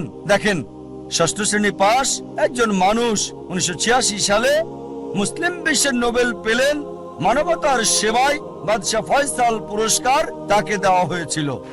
6ষ্ঠ শ্রেণী পাস লোক, তিনি পুরস্কারের জন্য করেননি, হয়তো পেয়েছেন $200 সেজন্য করেননি, পুরস্কারটা ছিল হয়তো স্বর্ণ সেজন্য করেননি। তিনি বলেছেন আল্লাহ এবং রাসূলের জন্য। আল্লাহ আখিরাতে পুরস্কার দেবেন, এই দুনিয়াতেও লাভজনক। তারপর এটা কি তীক্ষ্ণ ছিল? যথাযথ ছিল, খুবই তীক্ষ্ণ। যথাযথ সময়ে তার কৌশল সবকিছু যথাযথ ছিল। যখন খ্রিস্টান মিশনারিরা মুসলিমদের বদনাম করত, আমাদের অবস্থান ছিল যখন একেবারে নিচে। এই মানুষ শেখ আহমেদ দিদার হাজার হাজার তরুণকে অনুপ্রাণিত করেছিলেন এবং আমাকেও, অন্তত আমরা মাথা উঁচু করে দাঁড়াতে পারি ভালোভাবে। তারপর এটা কি পরিমাপযোগ্য? হ্যাঁ। তিনি কি করলেন? খ্রিস্টান মিশনারিদের লেখা বইগুলো সংগ্রহ করলেন, যেগুলো ছিল ইসলামের বিরুদ্ধে লেখা, যেমন জন গিলক্রিস্ট, এইসব বই, জেমস সোগার্ট, আর সেগুলো উত্তর দিলেন। যখন তারা কোরআন এবং ইসলামকে আক্রমণ করত, তিনি জবাব দিতেন তাদের বাইবেল থেকে। কোরআনের আয়াতগুলো সেগুলোর উপরে প্রয়োগ করতেন আর ফলাফল পেতেন পরিমাপযোগ্য। এরপর তার নিয়ত কি ছিল? বিখ্যাত হওয়া নিয়ত ছিল না, বাদশাহ ফয়সাল পুরস্কার পাওয়াটা উদ্দেশ্য ছিল না। নিয়ত ছিল আল্লাহ এবং তার রাসূলের সন্তুষ্টি অর্জন। তারপর ধারাবাহিকতা ছিল? হ্যাঁ ছিল। চিন্তা করেন, তিনি সংগ্রাম করেছেন 40 বছর। তার ইতিহাস পড়লে দেখবেন তার অফিসটা ছিল ছোট্ট একটা ঘর। আর আমাদেরকে বলেছেন সাদা কালো 1000 পাম্পলেট ছাপানোর আগে তাদের মিটিং করতে হতো। চলো মিটিং করি, 1000 সাদা কালো পাম্পলেট আমরা ছাপাতে পারবো কিনা। মাশাআল্লাহ, ধারাবাহিক লক্ষ্যে পৌঁছার আগ পর্যন্ত সংগ্রাম করেছেন। উইলমা রুডলফ এবং শেখ আহমেদ দিদাতের মধ্যে যে পার্থক্য দেখি, তা হলো উইলমা রুডলফের দূরদর্শিতা ছিল না। এই পৃথিবীতে অনেক মূল্য, কিন্তু শেখ আহমেদ দিদাত ছিলেন দূরদর্শী। আর এটা ছিল আখিরাতের জন্য। ইনশাআল্লাহ আল্লাহ তাকে পুরস্কার দেবেন আখিরাতে, দুনিয়াতেও তাকে পুরস্কার দিয়েছিলেন। আমাদের অনেকে জানে না জীবনের উদ্দেশ্যটা কি। বেশিরভাগই 1 নম্বর উদ্দেশ্যটা হচ্ছে কিভাবে উপার্জন করবে। অধিকাংশ লোককে জিজ্ঞেস করবেন, তাদের সঙ্গে কথা বলে দেখবেন 1 নম্বর চেষ্টা হচ্ছে জীবিকার ব্যবস্থা করা। তারা জীবিকার ব্যাপারে বেশি সচেষ্ট, কিভাবে জীবন চালাবে, তাদের উপার্জনের উপর ভিত্তি করে জীবন ধারণ করে থাকে। তারা কি খাবে, কি পড়বে, কোথায় বাস করবে, কোন স্কুলে পড়াশোনা করবে, কোন স্নাতক ডিগ্রি নেবে, সবকিছু উপার্জনকে ঘিরেই হচ্ছে। আর এরা চিন্তা করে যে যদি বেশি টাকা উপার্জন করতে পারে তাহলে জীবনের লক্ষ্য অর্জন করে ফেলেছে। যেমন আমি যথাযথ হওয়ার উদাহরণ দিলাম। আমাদের অধিকাংশই কি করি? পাখির চোখ নিশানা না করে কি করি? আমরা শূন্যে গুলি করে দিই আর চারপাশের বিষয়গুলো টেনে আনি নিশানা ছাড়াই গুলি করে দেই। কোনো একটা বিষয়ে গ্রাজুয়েশন করি, তারপর যখন বলা হয় কেন এই কোর্স নিয়েছো তুমি, ও আমি তো ভাবিনি। তারপর বিশেষত্ব খোঁজে, আরো বেশি বিশেষত্ব খোঁজে, তারপর চেষ্টা করে যাচাই করে কেন এই কোর্স নিয়েছে। দেখবেন লোকে প্রথমে চিন্তা করে কত উপার্জন করবে, আর উপার্জনের ভিত্তিতে সে সিদ্ধান্ত নেয় কিভাবে তাদের জীবন যাপন করবে। এটা শূন্যে গুলি ছোড়ার মতো আর পাখির চোখে নিশানা করার চিন্তা করা। প্রথমে দেখতে হবে আমাদের কেন্দ্র কোনটা, কোনটাকে ভিত্তি করে আমাদের জীবন আবর্তিত হচ্ছে। বিভিন্ন মানুষের ভিন্ন ভিন্ন কেন্দ্র রয়েছে। কিছু লোক তারা আত্মকেন্দ্রিক, সবকিছুতে নিজেদের কথা ভাবে, পৃথিবীর অন্য মানুষকে নিয়ে কোনো মাথা ব্যথা নেই, নিজেদের নিয়ে তারা ব্যস্ত থাকে। কিভাবে জীবনযাপন করবে অন্যদের নিয়ে চিন্তা করার সময় নেই, তারা আত্মকেন্দ্রিক। কিছু লোক পরিবার কেন্দ্রিক, তাদের সারা জীবন পরিবারকে ঘিরেই কেটে যায়। তারা যে কোনো নিয়ম ভাঙতে বা গড়তে প্রস্তুত, হোক সেটা সঠিক কিংবা ভুল, পরিবারকে সুখী করতে। তাদের মূল উদ্দেশ্যটা হচ্ছে পরিবারকে খুশি করা। কেউ হয়তো পিতামাতা কেন্দ্রিক, কিছু হয়তো পরিবার কেন্দ্রিক, স্ত্রী কেন্দ্রিক বা স্বামী কেন্দ্রিক, কেউ হয়তো সন্তান কেন্দ্রিক। দেখবেন কিছু লোক পিতামাতাকে খুশি করার জন্য যে কোনো কিছু করতে পারে। তারা তাদের জীবনের সব নিয়ম কানুন পিতামাতার পছন্দ অপছন্দের ভিত্তিতে হয়। আল্লাহ কোরআনে বলেছেন সূরা লুকমান অধ্যায় 31 আয়াত 14 যে আমি মানুষকে নির্দেশ দিয়েছি পিতামাতার সাথে সদ্ব্যবহার করতে।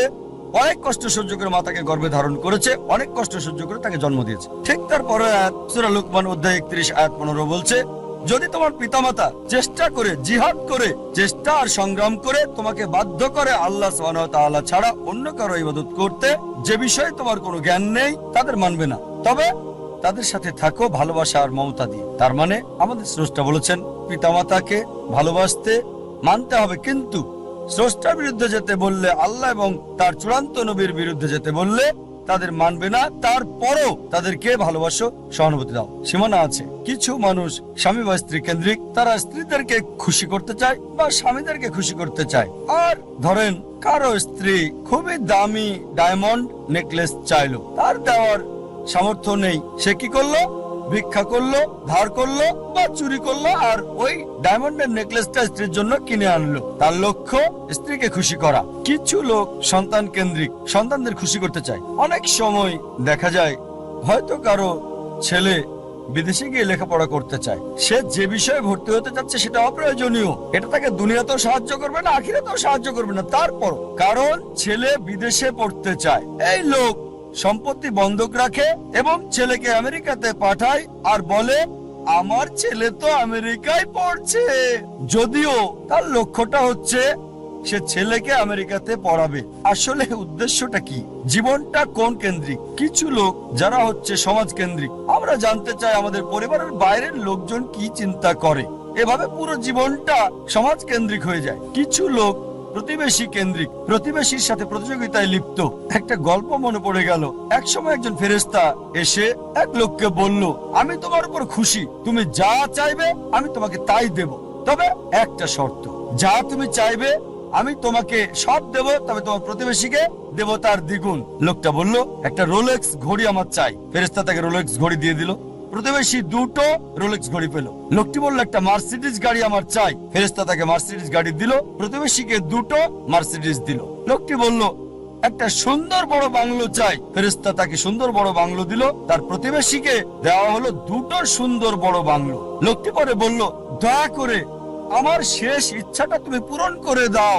কি সেটা? আমার একটা চোখ তুমি নষ্ট করে দাও, যাতে কিছু আমি চোখে না দেখতে পাই। চিন্তা করেন, সে তার নিজের চেয়ে প্রতিবেশীকে নিয়ে বেশি ব্যস্ত।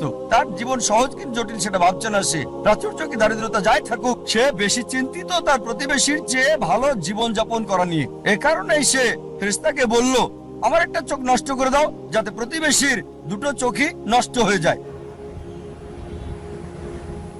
এভাবে আমরা প্রতিবেশী কেন্দ্রিক, নিজে সুখী কিনা ভাবছে না, দেখতে পারবে কিনা সেটা ব্যাপার না। যেহেতু প্রতিবেশী সম্পূর্ণ অন্ধ হবে, তাই একটা চোখ হারাতে কোনো আপত্তি নাই। প্রতিবেশী কেন্দ্রিক। কিছু লোক বন্ধু কেন্দ্রিক, কিছু আবার শত্রু কেন্দ্রিক। তারা বেশি চিন্তিত তার শত্রু কি করছে সেটা নিয়ে, শত্রু কি চিন্তা করছে আমার ব্যাপারে তা নিয়ে পরিকল্পনা করে। শত্রু যদি এটা করে আমি ওটা করব, সব সময় সারা জীবন চিন্তা করে এভাবে শত্রুরা কি করছে। এটা আপনি পাবেন বিভিন্ন ক্ষেত্রে। ব্যবসায়ী চিন্তা করছে তার শত্রুর ব্যাপারে, ছাত্র চিন্তা করছে শত্রুর ব্যাপারে। তারা যা চিন্তা করে তার প্রতিরোধ চিন্তা করে। শত্রু যা চিন্তা করছে তার প্রতিরোধমূলক চিন্তা। বেশিরভাগ সময় তারা কাটায় শত্রুর মোকাবেলার চিন্তা করে। তাদেরকে একটা সুন্দর শান্তির উপদেশ দিতে চাই, যা আমি অনুসরণ করি। যদি কেউ আপনার দিকে পাথর ছুঁড়ে মারে, নিজেকে এতটা উঁচুতে নিয়ে যান যাতে পাথর আপনাকে ছুঁতে না পারে। কেউ আপনার দিকে ঢিল ছুঁড়ে মারলে নিজেকে এমন উঁচুতে নিয়ে যান যাতে পাথর আসতে না পারে। তাহলে প্রতিযোগিতার প্রশ্ন আসবে কি করে? আপনার বিরুদ্ধে শত্রুর পরিকল্পনার সুযোগ আসবে কি করে? আরেকটা উপদেশ, যদি কেউ ইট ছুঁড়ে মারে আপনার দিকে, এই ইট দিয়ে ঘর তৈরি করেন আপনি। স্কুলে শিখতাম মার্শাল আর্ট, কেরাতি, জুডো। যদি বড় কেউ আপনাকে ধাক্কা দেয়, কি করতে হবে? সাইড স্টেপ নিতে হবে, তার শক্তি কাজে লাগিয়ে তাকে ফেলতে হবে, তার শক্তির ব্যবহার। কেউ যখন আপনাকে ইট মারবে, সেই ইট দিয়ে ঘর তৈরি করেন। কিছু লোক সুনাম কেন্দ্রিক, তারা সুনাম চায়, মূল উদ্দেশ্য খ্যাতি পাওয়া, যে কোনো অনৈতিক কাজ করতে প্রস্তুত, নিয়ম কানুন বিসর্জন দিতে পারে। কিছু লোক তারা হচ্ছে ভোগবাদী, তারা সম্পদ কেন্দ্রিক, সব সময় চিন্তা করে অর্জন কি, কত সম্পদ করেছে, তারা কি পরে। আর এটা কমন, খুবই কমন মানুষের মধ্যে, বিশেষ করে ধনীদের মধ্যে। বন্ধুদের সাথে দেখা হলে গল্প শুরু করে, কোন ব্র্যান্ডের ঘড়ি পরেছো, এটা কি ট্যাগ হিয়র নাকি ওমেগা, ও এটা রোলেক্স, ফিতাটা কিসের, আয়রনের নাকি চামড়ার, বেসালটা কি, ও কোন ধরনের ডাল, গোল্ড প্লেটেড, ডায়মন্ড স্টোন, ও কারুকাজ করা, পার্টি ফিলিপ। ধনী লোকদের অধিকাংশেরই এটা একটা ঘড়ি থাকে না, অনেকগুলো ঘড়ি। আর চিন্তা করে, ঠিক আছে আজকে এই ঘড়িটা পরলাম, পরের দিন পরবো না বন্ধুদের কাছে যাওয়ার সময়। এভাবে চিন্তা করে সময় পার করে কোন অনুষ্ঠানে কোনটা পরবে। একইভাবে এরা গাড়ির ব্যাপারেও কথা বলে, তোমারটা কি গাড়ি, BMW, Mercedes, Porsche, Rolls Royce, Maybach, Bentley, designer. এভাবে সময় কাটায়, প্রায় করে থাকে, যেহেতু এটা তাদের আইডেন্টিটি। এই ঘড়ি না পরলে তাদের কে চিনবে? এই গাড়িতে না চড়লে, মার্সিডিজ বা BMW তে না চড়লে তাদের কে চিনবে? এটা আইডেন্টিটি। বড় শহরগুলোতে দেখবেন লোকদের কমন চিত্র। ধনী লোকদের দেখবেন তারা কথা বলে, আপনার ঘড়ি কি, কোন শিপের মালিক, উঁচু লেভেলে কোন জেটের মালিক, আমার ব্যক্তিগত জেট আছে, কতগুলো ইঞ্জিন। লোকজন হয়তো ভাববে আমি কিভাবে সব খুঁটিনাটি জানি ঘড়ির ব্র্যান্ডের ব্যাপারেও। আপনারা জানেন আমার পেশা, আলহামদুলিল্লাহ, সৌভাগ্য বা দুর্ভাগ্য, আমি যে পেশায় আছি আমি সব শ্রেণীর লোকদের সাথে মিশি, একেবারে ভিখারি থেকে রাজা পর্যন্ত। আল্লাহ আমাকে দয়া করেছেন, ভালো অথবা মন্দ আমি চারপাশের লোকদের সাথে মিশি, ভিখারি থেকে রাজা পর্যন্ত। আর যে সুযোগটা আমি পাই, কোন বস্তুবাদীর সাথে যখনই কথা বলি, আমি চেষ্টা করি দাওয়াত দেই, তাদের বলি তোমার ঘড়ির দাম হয়তো $1000 বা $10,000 অথবা $1,00,000, আমার ঘড়ি আমি যেটা পড়ছি এই ঘড়িটার দাম মাত্র $1400, $30 কম। অনেক বছর ধরে ব্যবহার করছি, ভালো সার্ভিস দিচ্ছে, একেবারে তোমারটার মতোই। সাধারণ ঘড়ি, দাম মাত্র $1400। আলহামদুলিল্লাহ, আল্লাহ দয়া করেছেন। আমি যেগুলো নাম বললাম অধিকাংশ ব্র্যান্ডই উপহার পেয়েছি, সবগুলো ব্র্যান্ডই উপহার পেয়েছি। এই সবগুলো ওমেগা, রোলেক্স অনেক পেয়েছি। আর আমি নবী মুহাম্মদ সাল্লাল্লাহু আলাইহি ওয়াসাল্লামের পথ অনুসরণ করেছি। আমি অন্য দায়ীদের দিয়ে দেই, আমার স্টাফদের দিয়ে দেই, যাতে করে আমি খুতুয়াতুশ শয়তান থেকে দূরে থাকতে পারি। অনেক সময় অনেক উপলক্ষে আমাকে নিমন্ত্রণকারীরা তাদের ব্যক্তিগত জেট প্লেন আমার জন্য পাঠায়, ব্যক্তিগত জেট প্লেন আমাকে নিয়ে যাওয়ার জন্য তারা পাঠিয়ে দেয়। এমন অনেকবারই হয়েছে। চিন্তা করেন, জেট প্লেনের খরচ শুধুমাত্র একজন মানুষের জন্য, পাইলটদের পেমেন্ট, এয়ার হোস্টেসের পেমেন্ট, এয়ারপোর্টের ভাড়ার খরচ। তাই আমি তাকে বললাম এটা সবচেয়ে ভালো হয় যদি একটা ইকোনমিক ক্লাস টিকিট পাঠান। আলহামদুলিল্লাহ, আল্লাহ আমাকে দয়া করেছেন, আমার পরিবারকে রহমত করেছেন। মাশাআল্লাহ, এই সব গাড়ি কিনতে পারবো, ফার্স্ট ক্লাসে ভ্রমণ করতে পারি, আলহামদুলিল্লাহ। কিন্তু আমি একজন দায়ী, তাই আমি তাকে বললাম এত টাকা খরচ করার চেয়ে বরং একটা ইকোনমিক ক্লাস টিকিট পাঠিয়ে দেন, চলে আসবো, বাকি টাকা অন্য কোথাও দান করে দেবেন আল্লাহ সুবহানাহু ওয়া তাআলার পথে। আয়োজকেরও মাশাআল্লাহ নিয়ত স্বচ্ছ হওয়ায় আমাকে বললেন যে আমার জেট প্লেনে কাকে আমি আনতে পাঠাবো, আর কে উত্তম আল্লাহর পথে দায়ী ইচ্ছে। আমি তাকে বললাম ইনশাআল্লাহ আপনার নিয়ত যেহেতু সহি, ইনশাআল্লাহ আল্লাহ আপনাকে পুরস্কার দেবেন। তার নিয়ত ছিল আল্লাহর পথে দায়ীর জন্য ভালো ব্যবস্থা করা, আল্লাহ তাকে পুরস্কার দেবেন। একটা কথা মনে রাখবেন, এর মানে বলছি না যে এই সব কিছু ভোগ বিলাস একেবারে হারাম, সব ক্ষেত্রে এগুলো হারাম তা নয়। জীবনের উদ্দেশ্যটা কি জানতে হবে। এগুলো হারাম হতেও পারে, আবার নাও হতে পারে। একটা উদাহরণ দিচ্ছি, মনে করেন আপনার অবস্থান ক্যাটাগরি এ তে, যাদের এসব করার সামর্থ্য নেই, এই দামি ঘড়ি, এই দামি গাড়ি, দামি বাংলো, কিন্তু যদি সে ভিক্ষা করে, যদি ধার করে, চুরি করে বলে অন্য দামি ঘড়ি কেনে, দামি গাড়িতে চড়ে, এটাকে ইসরাফ বলা হয়, এটা হারাম। দ্বিতীয় শ্রেণীর লোক আছে যাদেরকে আল্লাহ সামর্থ্য দিয়েছেন। আল্লাহ কোরআনে বলেছেন সূরা আনাম অধ্যায় 6 আয়াত 71, কিছু লোককে আমি অনেক বেশি প্রাচুর্য দিয়েছি অন্যদের চেয়ে। আল্লাহ বলেন সূরা আনাম অধ্যায় 6 আয়াত 165। আল্লাহ কিছু মানুষকে অন্যের উপর মর্যাদা দিয়েছেন যাতে তিনি তোমাদের পরীক্ষা করতে পারেন। তাই আল্লাহ যদি আপনাকে সামর্থ্য দেন আর আপনি এগুলো কিনেন, দামি গাড়ি, দামি ঘড়ি, দামি বাংলো, আর শুধু এগুলো নিয়েই আপনি থাকেন, এগুলো ছাড়া কিছুই করতে পারেন না, এটাই আপনার কেন্দ্র, এটাই আপনার জীবনের উদ্দেশ্য, তাহলে এটা হারাম। তৃতীয় ক্যাটাগরির লোক আছে যাদেরকে আল্লাহ সামর্থ্য দিয়েছেন, তারা সেগুলো কিনে, তবে সেগুলো নিয়েই পড়ে থাকে না। এটা কিনেছে, নবী সুলাইমান আলাইহিস সালামের উদাহরণ দেখে তিনি ধনী ছিলেন, মালিকও হয়েছিলেন, তবে এগুলোর উপর নির্ভরশীল না। তাই যদি এগুলো কিনেন আর যদি আল্লাহ সুবহানাহু ওয়া তাআলাকে মেনে চলেন, বস্তুবাদী বিলাসের উপর নির্ভরশীল না হন, তাহলে এটা মুবাহ, ঐচ্ছিক, এটা হারাম না। তবে সবচেয়ে উত্তম চতুর্থ ক্যাটাগরি যাদের আল্লাহ সামর্থ্য দিয়েছেন আর তারপর সেগুলো ব্যবহার করে না, এগুলো কিনে না। প্রিয় নবীজি মুহাম্মদ সাল্লাল্লাহু আলাইহি ওয়াসাল্লামের মতো। আমাদের প্রিয় নবী মুহাম্মদ সাল্লাল্লাহু আলাইহি ওয়াসাল্লামের ক্ষমতা ছিল, সুনাম ছিল, আধিপত্য ছিল। সে সময় তিনি রাজা হতে পারতেন, সারা পৃথিবীর সব ধন সম্পদের মালিক হতে পারতেন। অথচ যখনই কোনো পুরস্কার পেতেন, অনেক সময়, প্রায় সময় তিনি তার সাহাবীগণকে সেগুলো দিয়ে দিতেন। এই জন্য না যে গ্রহণ করা হারাম হবে, কেউ যদি ভালো উপহার দেয় সেটা রাখতে পারেন, সেটা হারাম না, কিন্তু নবীজি অন্যদের দিয়ে দিতেন। চতুর্থ ক্যাটাগরি আল্লাহ সামর্থ্য দিয়েছেন আর সেগুলো ব্যয় করে আল্লাহ সুবহানাহু ওয়া তাআলার পথে। আমাদের গন্তব্য নির্ধারণ করতে হবে, আমাদের কেন্দ্র কোনটি। মানব জাতির জন্য সবচেয়ে গুরুত্বপূর্ণ গন্তব্য আল্লাহ কেন্দ্রিক হতে হবে। তার উদ্দেশ্য, তার লক্ষ্য হতে হবে আল্লাহ সুবহানাহু ওয়া তাআলা এবং সর্বশেষ চূড়ান্ত নবী মুহাম্মদ সাল্লাল্লাহু আলাইহি ওয়াসাল্লাম। আর বিশ্বাস করেন, আল্লাহ কেন্দ্রিক হলে আপনার নিজেকে অবহেলা করতে হবে না, পরিবারকে অবজ্ঞা করতে হবে না, আপনার সমাজকেও না। আল্লাহ কেন্দ্রিক হলে আল্লাহ বলেছেন নিজের যত্ন নাও, রাতে ঘুমাও। আল্লাহ বলেছেন পরিবারের দেখাশোনা করতে, পিতামাতার ব্যাপারে আল্লাহ বলেছেন সূরা ইসরা অধ্যায় 17 আয়াত 23 ও 24 যে আল্লাহ নির্দেশ দিচ্ছেন তাকে ছাড়া কারো ইবাদত করবে না, পিতামাতার সাথে সদ্ব্যবহার করবে, যদি তাদের একজন বা উভয়ই বার্ধক্যপনীত হয় বিরক্তি প্রকাশ করবে না, এমনকি উফ শব্দটা করবে না। বিনীতভাবে কথা বলো, দয়ার টানা মেলে দাও, আর দোয়া করো হে আল্লাহ তাদের অনুগ্রহ করো যেভাবে তারা আমাকে শৈশবে লালন করেছেন। তার মানে যদি আল্লাহ কেন্দ্রিক হন, পিতামাতাকে ভালোবাসতে হবে, সম্মান করতে হবে, মান্য করতে হবে। যদি তারা আল্লাহ এবং রাসূলের বিরুদ্ধে যায় সেক্ষেত্রে মানবে না, তারপরও ভালোবাসা সহানুভূতি থাকতে হবে। সূরা লোকমান অধ্যায় 31 আয়াত 14 এবং 15। যদি আল্লাহ কেন্দ্রিক হন তার মানে এই না যে স্ত্রীর খোঁজ খবর নেবেন না। একটা হাদিস আছে প্রিয় নবীজি মুহাম্মদ সাল্লাল্লাহু আলাইহি সাল্লামের, আহমদ ইবনে হাম্বল, হাদিস নাম্বার 7396। আমাদের নবীজি মুহাম্মদ সাল্লাল্লাহু আলাইহি সাল্লাম বলেছেন, মুমিনদের মাঝে সেই সবচেয়ে উত্তম যে তার পরিবারের সাথে ভালো, বিশেষ করে স্ত্রীর সাথে। আল্লাহ কেন্দ্রিক হলে পরিবারকে অবহেলা করতে হবে না, সমাজকে অবহেলা করতে হবে না। আল্লাহ বলেন সূরা মাউন অধ্যায় 107 আয়াত 1 থেকে 7 যে প্রতিবেশীর হক আদায় করো, প্রতিবেশীকে সাহায্য করো। প্রিয় নবী মুহাম্মদ সাল্লাল্লাহু আলাইহি ওয়াসাল্লাম বলেছেন, এই হাদিসটা আছে সহিহ বুখারীতে ভলিউম 1 বুক অফ ফেথ হাদিস নাম্বার 13, যে সে কখনোই পূর্ণ মুমিন নয় যদি তার ভাইয়ের জন্য তা পছন্দ না করে যা সে নিজের জন্য করে থাকে। তার মানে অন্যদেরও দেখাশোনা করতে হবে। তাই আল্লাহ কেন্দ্রিক হওয়া মানে এই না যে সবকিছুকে অবহেলা করে ভিখারির মতো জীবনযাপন করতে হবে। তবে কেন্দ্র হবে আল্লাহ। আল্লাহ যদি সম্পদ দেন সেই সম্পদকে আল্লাহর রাস্তায় ব্যয় করেন। আল্লাহ সুনাম দিলে আল্লাহর রাস্তায় সেটা ব্যয় করতে হবে। আল্লাহ আপনাকে গুণ দিলে, আল্লাহ আপনাকে অনুগ্রহ দিলে আল্লাহর রাস্তায় সেটাকে ব্যয় করেন। সবচেয়ে বড় উদাহরণ, রোল মডেল যে মানুষটি সম্পূর্ণভাবে আল্লাহ কেন্দ্রিক ছিলেন, সর্বশেষ এবং চূড়ান্ত নবী মুহাম্মদ সাল্লাল্লাহু আলাইহি সাল্লাম। আমাদের প্রিয় নবী মুহাম্মদ সাল্লাল্লাহু আলাইহি সাল্লাম সবচেয়ে বড় উদাহরণ। তিনি সবকিছুতে আল্লাহ কেন্দ্রিক ছিলেন।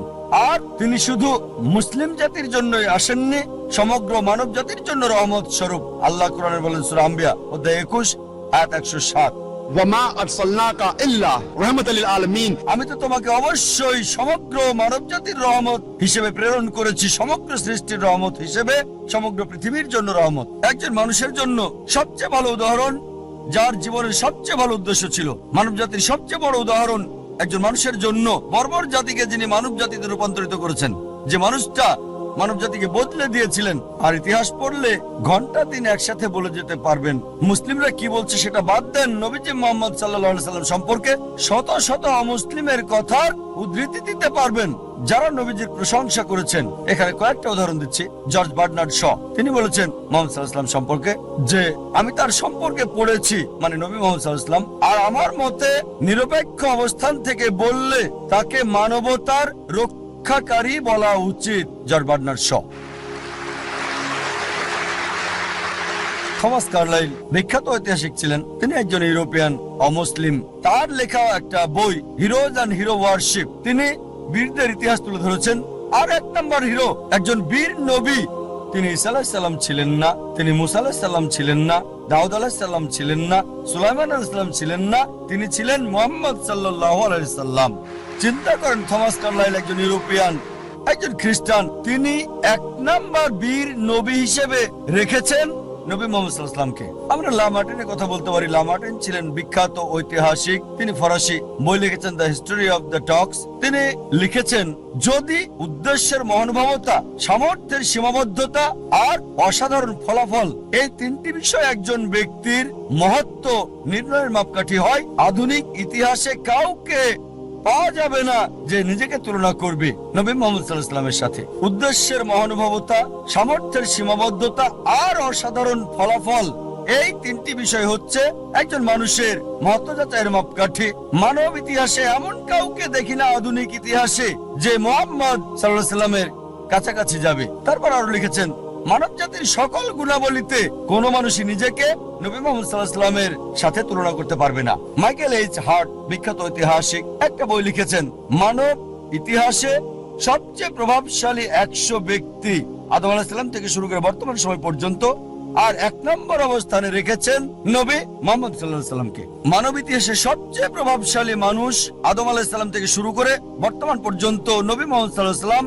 আর লিখেছেন তিনি, আমার পছন্দ মুহাম্মদ সাল্লাল্লাহু আলাইহি সাল্লামকে এক নম্বরে রাখা দেখে অনেক মানুষই এটা মানতে চাইবেন না, অনেকেই স্বীকার করতে চাইবেন না, অনেক মানুষই এটা মানতে চাইবেন না। তবে যে কারণে আমি নবী মুহাম্মদ সাল্লাল্লাহু আলাইহি সাল্লামকে এক নম্বরে রেখেছি তা হলো তিনি ইতিহাসের একমাত্র ব্যক্তি যিনি ধর্মীয় ক্ষেত্রে সফল মানুষ ছিলেন, পাশাপাশি অন্যান্য ক্ষেত্রেও।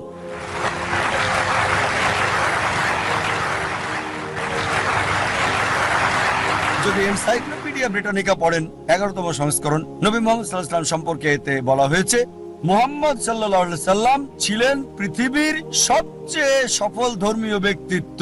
চিন্তা করেন, এনসাইক্লোপিডিয়া ব্রিটানিকা, তারা বাধ্য, আর কেউ নেই বলার মতো। তারা সত্য বলতে চেয়েছে, চেষ্টা করেছে, তাদের সত্য বলতেই হবে, কারণ আল্লাহ কোরআনে বলেছেন সূরা ইসরা অধ্যায় 17 আয়াত 81, ফাকুল জাআল হক ওয়া যাকাল বাতিল ইন্নাল বাতিলা কানা যাউকা। যখন সত্য মিথ্যার বিরুদ্ধে দাঁড়ায়, মিথ্যা ধ্বংস হয়ে যায়, আর মিথ্যার ধ্বংস অনিবার্য।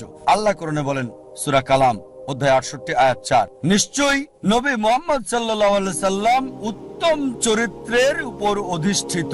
আল্লাহ বলেন সূরা আহজাব অধ্যায় 33 আয়াত 21, অবশ্যই নবী মুহাম্মদ সাল্লাল্লাহু আলাইহি সাল্লামের জীবনের মধ্যে তোমাদের জন্য রয়েছে উত্তম আদর্শ। নবী মুহাম্মদ সাল্লাল্লাহু আলাইহি সাল্লাম জীবনের সকল ক্ষেত্রেই সফল ছিলেন, কেবল ধর্মীয় ক্ষেত্রে নয়, রাজনৈতিক ক্ষেত্রে সফল, নিরপেক্ষতার ক্ষেত্রে, সুষ্ঠু জীবনযাপনের ক্ষেত্রে তিনি এতই সফল ছিলেন যে তার প্রত্যেকটা কাজই আমাদের জন্য অনুসরণীয়। তিনি কি পড়তেন, যদি অনুসরণ করেন ইনশাআল্লাহ সওয়াব পাবেন। আদেশ করেছেন আর নিজেও টাকনুর উপরে কাপড় পরতেন, যদি টাকনুর উপরে কাপড় পরেন ইনশাআল্লাহ পুরস্কার পাবেন। ওই ব্যক্তির মতো বিজ্ঞানী হতে চাইলে আইজাক নিউটনের লম্বা চুল সাহায্য করবে না, তার জুতা সাহায্য করবে না, কাপড় সাহায্য করবে না। কিন্তু যদি নবীজির মতো হতে চান, তিনি যা করেছেন সেগুলোর মতো তাকে কপি করেন, আপনার কল্যাণ হবে এই পৃথিবীতে, পাশাপাশি আখিরাতেও। তিনি বলেছেন দাড়ি রাখতে, যদি দাড়ি রাখেন ইনশাআল্লাহ কল্যাণ হবে আপনার। নবীজি যা করেছেন, জীবনের সকল ক্ষেত্রে সফল ছিলেন তিনি, সবচেয়ে উত্তম রোল মডেল সব মানুষের জন্য। ইসলামের ইতিহাসে আরো কয়েকজন রোল মডেল, তারা হলেন আল আশারে মুবাশশিরা, সেই 10 জন যারা জান্নাতের সুসংবাদ পেয়েছেন। এটা আছে সুনান তিরমিজি ভলিউম নাম্বার 4 হাদিস নাম্বার 1171। নবীজি 10 জনের নাম উল্লেখ করে গেছেন: আবু বকর সিদ্দিক, ওমর বিন আল খাত্তাব, উসমান বিন আফফান, আলী ইবনে আবি তালিব, তালহা বিন উবাইদুল্লাহ, জুবাইর বিন আওয়াম, আব্দুর রহমান বিন আউফ, সাদ বিন আবি ওয়াক্কাস, সাদ বিন জায়েদ, আবু উবাদা ইবনে আল জারাহ। এই 10 জন লোককে বেহেশতের সুসংবাদ দিয়েছেন নবী মুহাম্মদ সাল্লাল্লাহু আলাইহি সাল্লাম। ইতিহাসে আরো অনেক রোল মডেল রয়েছেন, এখানে বিস্তারিত বলার সময় নেই।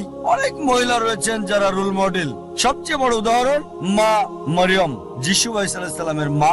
আল্লাহ কোরআনে বলেন সূরা আল ইমরান অধ্যায় 3 আয়াত 42, ওয়া ইসকালাতুল মালায়েকাতু ইয়া মারয়ামু, আর ফেরেশতা এসে বলল, হে মরিয়ম, ইন্নাল্লাহ আস্তাফাকি ওয়া তাহারাকি ওয়াস্তাফাকি আলা নিসাল আলামিন, আল্লাহ তোমাকে বাছাই করেছেন আর পবিত্র করেছেন আর তোমাকে মনোনীত করেছেন সব নারীদের মধ্যে। মরিয়ম আলাইহিস সালাম, তাকে মনোনীত করা হয়েছে পৃথিবীর সব নারীদের মধ্যে।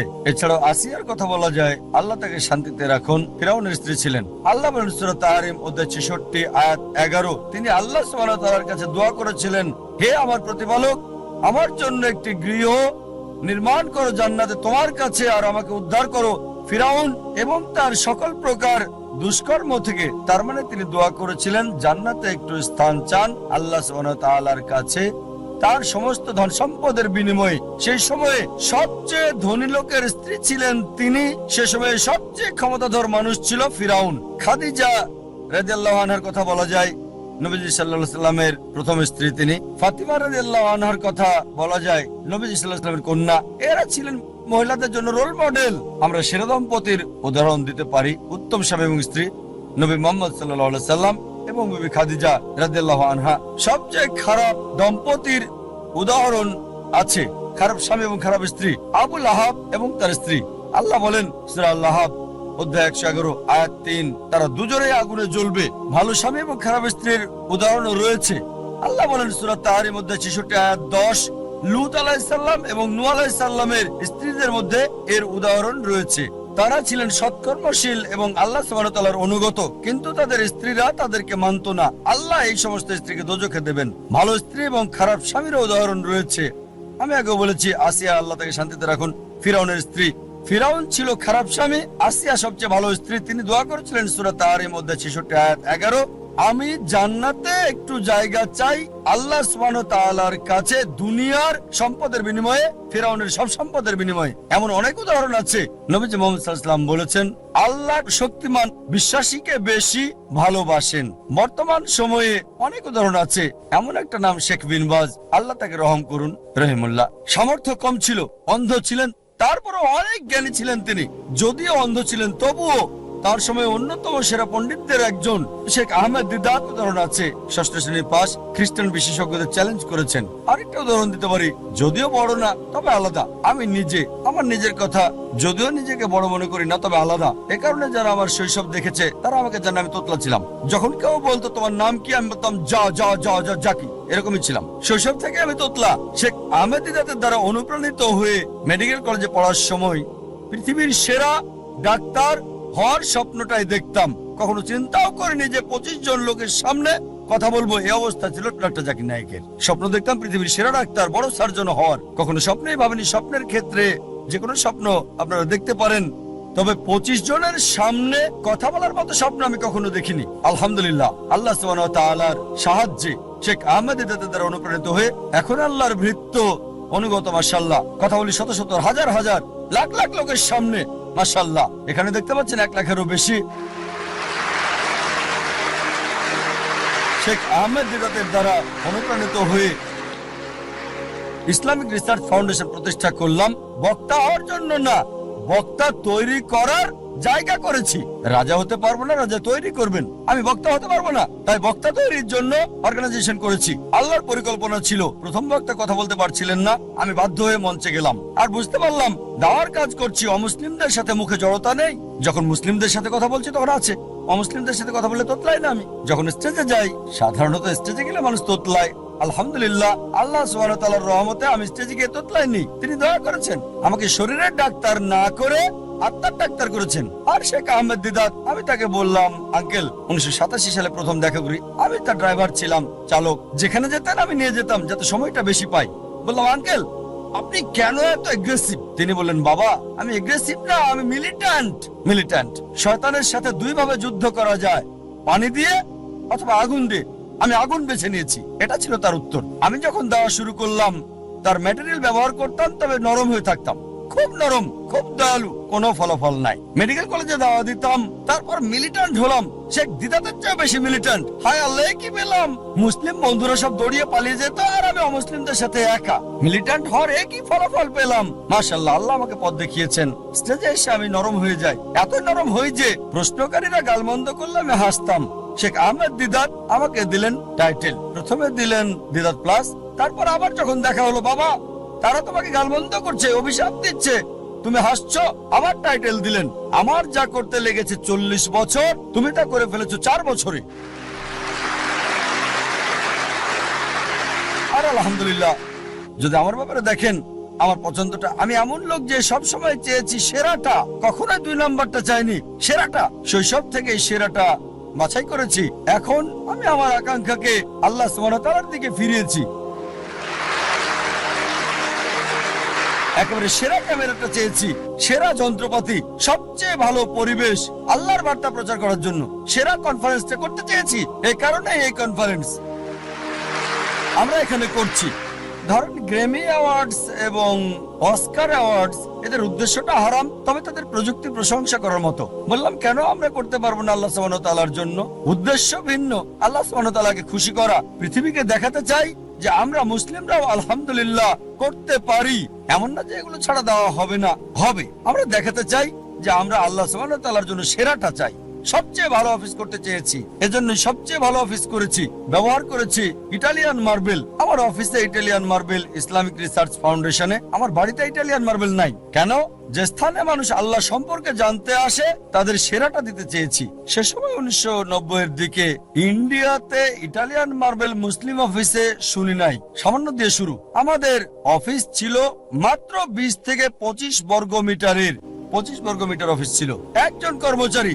এখন মাশাআল্লাহ, আল্লাহর দয়ায় এখন 400-রও বেশি এমপ্লয়ি। মাশাআল্লাহ, সবচেয়ে বড় দাওয়া প্রতিষ্ঠান। মাশাআল্লাহ, আল্লাহ সাহায্য করেছে। স্কুলে আমি ভালো বিতর্কিক ছিলাম, খুবই ভালো। উদ্দেশ্য কি ছিল? বিতর্কে জয়ী হওয়া। উদ্দেশ্য পরিবর্তন করেছি, দিন প্রচারের চেষ্টা করছি। সত্য দিন ফলাফল পাচ্ছি। প্রথমে আমি ঘুমাতাম 5 ঘন্টা 6 ঘন্টা মেডিকেলের সময়, এখন ঘুমাই মাত্র 3 ঘন্টা আল্লাহর জন্য। আর আমার সবসময় চেষ্টা ছিল পৃথিবীতে ভিন্ন কিছু বা সেরা কিছু করা, দুটো যে কোনো একটা। মাশাআল্লাহ, একটা ভিন্ন চ্যানেল শুরু করলাম তুলনামূলক ধর্মতত্ত্বের উপর। আল্লাহ এটাকে পৃথিবীর সবচেয়ে জনপ্রিয় চ্যানেল করেছেন। 100 মিলিয়নেরও বেশি দর্শক। মাশাআল্লাহ,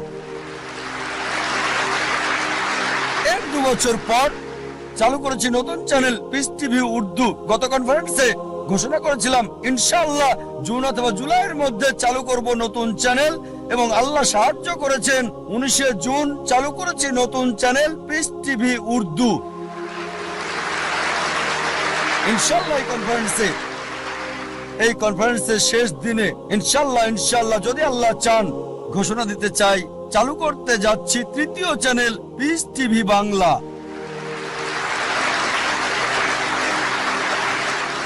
কারণ বাংলা ভাষা মাশাআল্লাহ শত শত মানুষ বাংলায় কথা বলে, এটা দরকার। আমার ইচ্ছা সব ভাষায় এরকম ইসলামিক চ্যানেল চালু করা। তবে আল্লাহ যদি চান রমজানের পর ইনশাআল্লাহ আগামী বছর 2010 ইনশাআল্লাহ যদি আল্লাহ চান, আল্লাহ যদি সাহায্য করেন, আল্লাহর সাহায্যে তৃতীয় চ্যানেল চালু করব পিস টিভি বাংলা ইনশাআল্লাহ। আরেকটা আশা ছিল চ্যানেলের পাশাপাশি একটা স্থান থাকবে যেখানে মানুষকে জীবনের আসল লক্ষ্যের শিক্ষা দেওয়া হবে। তাই স্কুল চালু করেছি, ইসলামিক ইন্টারন্যাশনাল স্কুল। উদ্দেশ্য আল্লাহ সুবহানাহু ওয়া তাআলার সন্তুষ্টি। আল্লাহকে খুশি করার মধ্য দিয়েই দেখবেন আল্লাহ আখিরাত এবং দুনিয়াতেও পুরস্কার দান করবেন। এই ইচ্ছা নিয়েই স্কুল চালু করেছি যে ইনশাআল্লাহ ইসলামিক ইন্টারন্যাশনাল স্কুলের প্রত্যেকটা ছাত্র, বোম্বেতে 400-এরও বেশি, চেন্নাইয়ে 250-এর বেশি, ইনশাআল্লাহ তাদের সবাই 100 গুণ বেশি ভালো পাবে শিক্ষা এবং পরিবেশ জাকির নায়েকের চেয়ে। এটা আল্লাহর হাতে, তিনি জাকির নায়েক বানাবেন কি তারও বেশি। তবে আমাদের উদ্দেশ্য তাদের ভিত্তি করে দেওয়া, ফাউন্ডেশন দেয়া, যেখানে 100 গুণ ভালো সেবা পাবে, ট্রেনিং পাবে, ভিডিও পাবে, পরিবেশ জাকির নায়েকের চেয়ে। এটা আল্লাহর হাতে, তিনি বানাবেন কিনা। একটা উদাহরণ দিচ্ছি আমি, আমার ছেলে ফারিক নায়েক, আপনারা চেনেন মাশাআল্লাহ। আপনাদের বলেছিলাম গতকালের আগের দিনের লেকচারে, আমি ভাষা হিসেবে আরবি জানি না, আমি বলেছি আমার ছেলেকে আরবি শেখাবো ইনশাআল্লাহ। লুগা ফুসা স্কুলের সব ছাত্রকে শিখিয়েছি মাশাআল্লাহ। আমার ছেলে যখন স্কুল শুরু হয় মাশাআল্লাহ সে ছিল সেরা খেলোয়াড়, ট্রফি পাই। একবার না, দুইবার না, তিনবার না, চারবার না, টানা 5 বার পেয়েছে সে। আমার আনন্দ হয়, ভালো লাগে, কারণ সে অভ্যস্ত। যখন আমি স্কুলে ছিলাম, যখন স্কুলে পড়তাম, আমিও চাইতাম প্রথম হতে, স্বর্ণপদক পেতে, যেটা ছিল আমার উদ্দেশ্য। দেখবেন তরুণরা 100 মিটার দৌড়ে প্রথম হয়, স্কুলে কখনো গোল্ড মেডেল পাইনি। যখন কলেজে গেলাম তখন মাশাআল্লাহ বুঝতে পারলাম যে আমি বড় দৌড়বিদ, আর গোল্ড মেডেলও পেলাম মেডিকেল কলেজে 10 কিলোমিটার। তখন আমার মনে হলো গোল্ড মেডেল অপ্রয়োজনীয়, ভালো, দেখতে ভালো, গোল্ড মেডেল আসলে কি? 10 কিলোমিটার লোকজন দেখে, আসলে বড় কিছু না। তারপর শেখ আহমেদ দিদাতকে দেখলাম, এই মানুষটি আমার লক্ষ্য কেন্দ্র পরিবর্তন করেছে। আর এভাবে মাশাআল্লাহ তিনি আমাকে বললেন, বাবা আমি খ্রিস্টান ধর্ম এবং ইসলামের উপর গবেষণা পড়াশোনা করেছি, তুমি অন্যগুলো পড়ে দেখো। খ্রিস্টান ধর্মের সবকিছু প্লেটে সাজানো খাবার মতো, শেখ দিদাত এগুলোকে পাত্রে সাজানো খাবার মতো করে রেখেছে, কেকের মতো। আহমেদ দিদাতের বই পড়লে পোপদের সাথে বিতর্ক করতে পারবেন। তারপর আমি হিন্দু ধর্ম, শিখ ধর্ম, জৈন ধর্ম, বিজ্ঞান, অন্যান্য বিষয়ে পড়লাম মাশাআল্লাহ। শেখ দিদাতের লেকচার দর্শক দেখে অভিভূত আমি। সবচেয়ে বেশি দর্শক হয়েছিল বার্মিংহামে, 12,000 মানুষ ছিল মাশাআল্লাহ। আল্লাহ সুবহানাহু ওয়া তাআলা মাশাআল্লাহ তিনি রাস্তা খুলে দিয়েছেন। আল্লাহর সাহায্যে মাশাআল্লাহ আমার ছেলে কোরআনে হাফেজ হয়েছে 13 বছর বয়সে। একটা ব্যতিক্রম, 1 বছরে সপ্তাহে 5 দিন, অসাধারণ। লোকজন বলে জাকির ক্রেজি, প্রতিদিন 1 ঘন্টা, সপ্তাহে 5 দিন, বছরে 9 মাস, অসম্ভব। আমাদের স্কুলের অধিকাংশ ছাত্র ছাত্রী 2.5 বছর থেকে 4 বছরে হেফজ শেষ করে, তাদের মধ্যে একজন আমার ছেলে।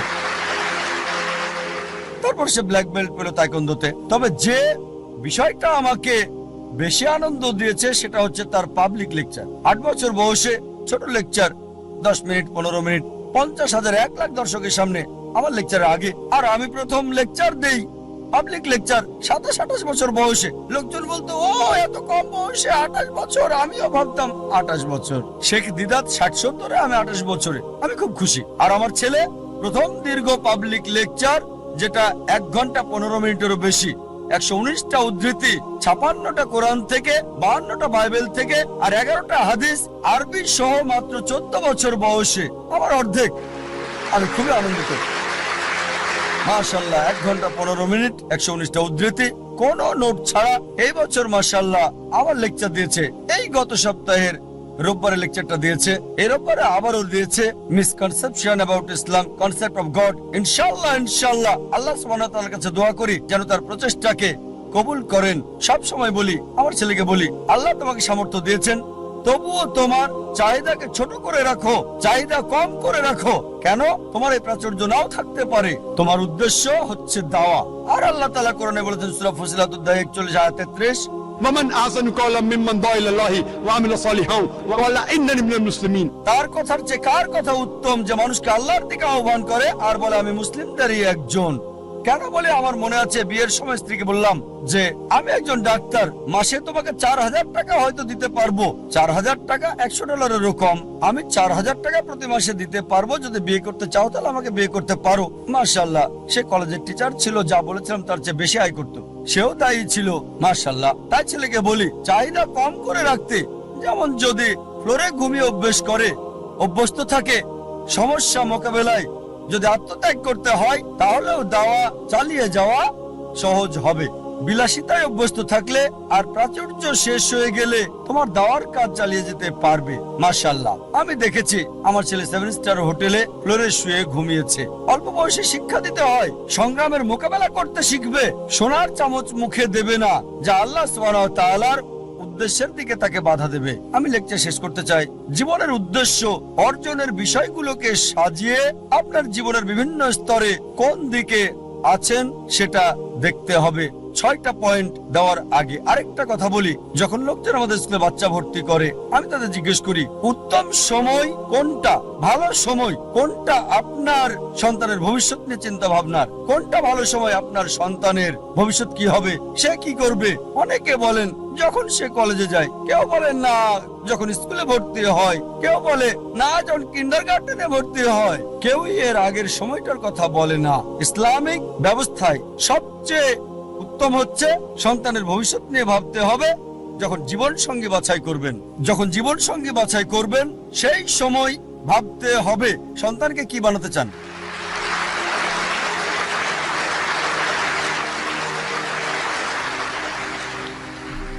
কারণ তার মা বাবা পিতামাতা তাদের আসল শিক্ষক। প্রথমে আপনাকে ভাবতে হবে, সেটা আসল সময় আপনাকে সন্তানের ভবিষ্যৎ নিয়ে ভাবতে হবে। জীবনের উদ্দেশ্যগুলো সংক্ষেপে বলছি যা একজন মানুষকে ভাবতে হয়। 1 নাম্বার হচ্ছে যখন শিক্ষা দেবেন দেখতে হবে কোন প্রতিষ্ঠানে পড়াচ্ছেন। স্কুল কলেজ যেটা দুটোরই সুযোগ সৃষ্টি করবে আখিরাত এবং দুনিয়া। শুধু এই দুনিয়ার ডিগ্রি আপনাকে সাহায্য করবে না, এমন একটা স্কুলে দেন যেখানে দুনিয়া এবং আখিরাত দুটোই হয়। আর ইনশাআল্লাহ এই উদ্দেশ্য নিয়ে শুরু করেছে ইসলামিক ইন্টারন্যাশনাল স্কুল। আর যদি আল্লাহ চান আমাদের স্কুলের আরো শাখা বাড়ানো হবে। দ্বিতীয় হচ্ছে দেখবেন তার বন্ধুদেরও যেন একই জীবনের উদ্দেশ্য থাকে। বন্ধু হতে হবে ইসলামিক। যখন বড় হয় এমন প্রতিষ্ঠানে যোগ দেবে যার লক্ষ্য এবং উদ্দেশ্য কোরআন এবং সহিহ হাদিসের ভিত্তিতে। ইসলামিক প্রতিষ্ঠানে যোগ দেন, তবে যুক্ত হওয়ার আগে দেখবেন সেই প্রতিষ্ঠান আল্লাহ সুবহানাহু ওয়া তাআলার কোরআনের নির্দেশ এবং নবী মুহাম্মদ সাল্লাল্লাহু আলাইহি সাল্লামের কথা মেনে চলছে কিনা। চতুর্থ হচ্ছে যখন পেশা বাছাই করবেন, আল্লাহ বলেন সূরা আল ইমরান অধ্যায় 3 আয়াত 104, তোমাদের মধ্যে যারা ভালো কাজ করার জন্য অন্যকে আদেশ করবে, মন্দ কাজে নিষেধ করবে, আর তারাই মূলত সফল কাম। আল্লাহ বলেন সূরা ফুসিলাত অধ্যায় 41 আয়াত 33। ومن أحسن قولا ممن دعا إلى الله وعمل صالحا وقال إنني من المسلمين। তার কথার চেয়ে কার কথা উত্তম যে মানুষকে আল্লাহর দিকে ডাকে, সৎকর্ম করে আর বলে আমি মুসলিম। এমন পেশা বাছাই করতে হবে যেটা আল্লাহ সুবহানাহু ওয়া তাআলার দিকে নিয়ে যায়। আল্লাহ সুবহানাহু ওয়া তাআলার বার্তা পৌঁছে দেয়া তার চেয়ে আর কখনো কোনো ভালো পেশা হতে পারে না। 5 নম্বর, একই উদ্দেশ্য আছে এমন জীবন সঙ্গী বাছাই করতে হবে। একই লক্ষ্য আল্লাহ এবং তার রাসূল, আল্লাহ কেন্দ্রিক। আর 6 নম্বর পয়েন্ট কোরআনের আয়াত দিয়ে আলোচনা শেষ করতে চাই। সূরা আনাম অধ্যায় 6 আয়াত 162 বলা হয়েছে, ইন্না সালাতি ওয়া নুসুকি ওয়া মাহইয়া ওয়া মামাতি লিল্লাহি রাব্বিল আলামিন। আমার নামাজ, আমার কুরবানি, আমার জীবন, আমার মৃত্যু আল্লাহর জন্য, বিশ্ব ব্রহ্মাণ্ডের মালিকের জন্য। ওয়া আখিরু দাওয়ানা আলহামদুলিল্লাহি রাব্বিল আলামিন।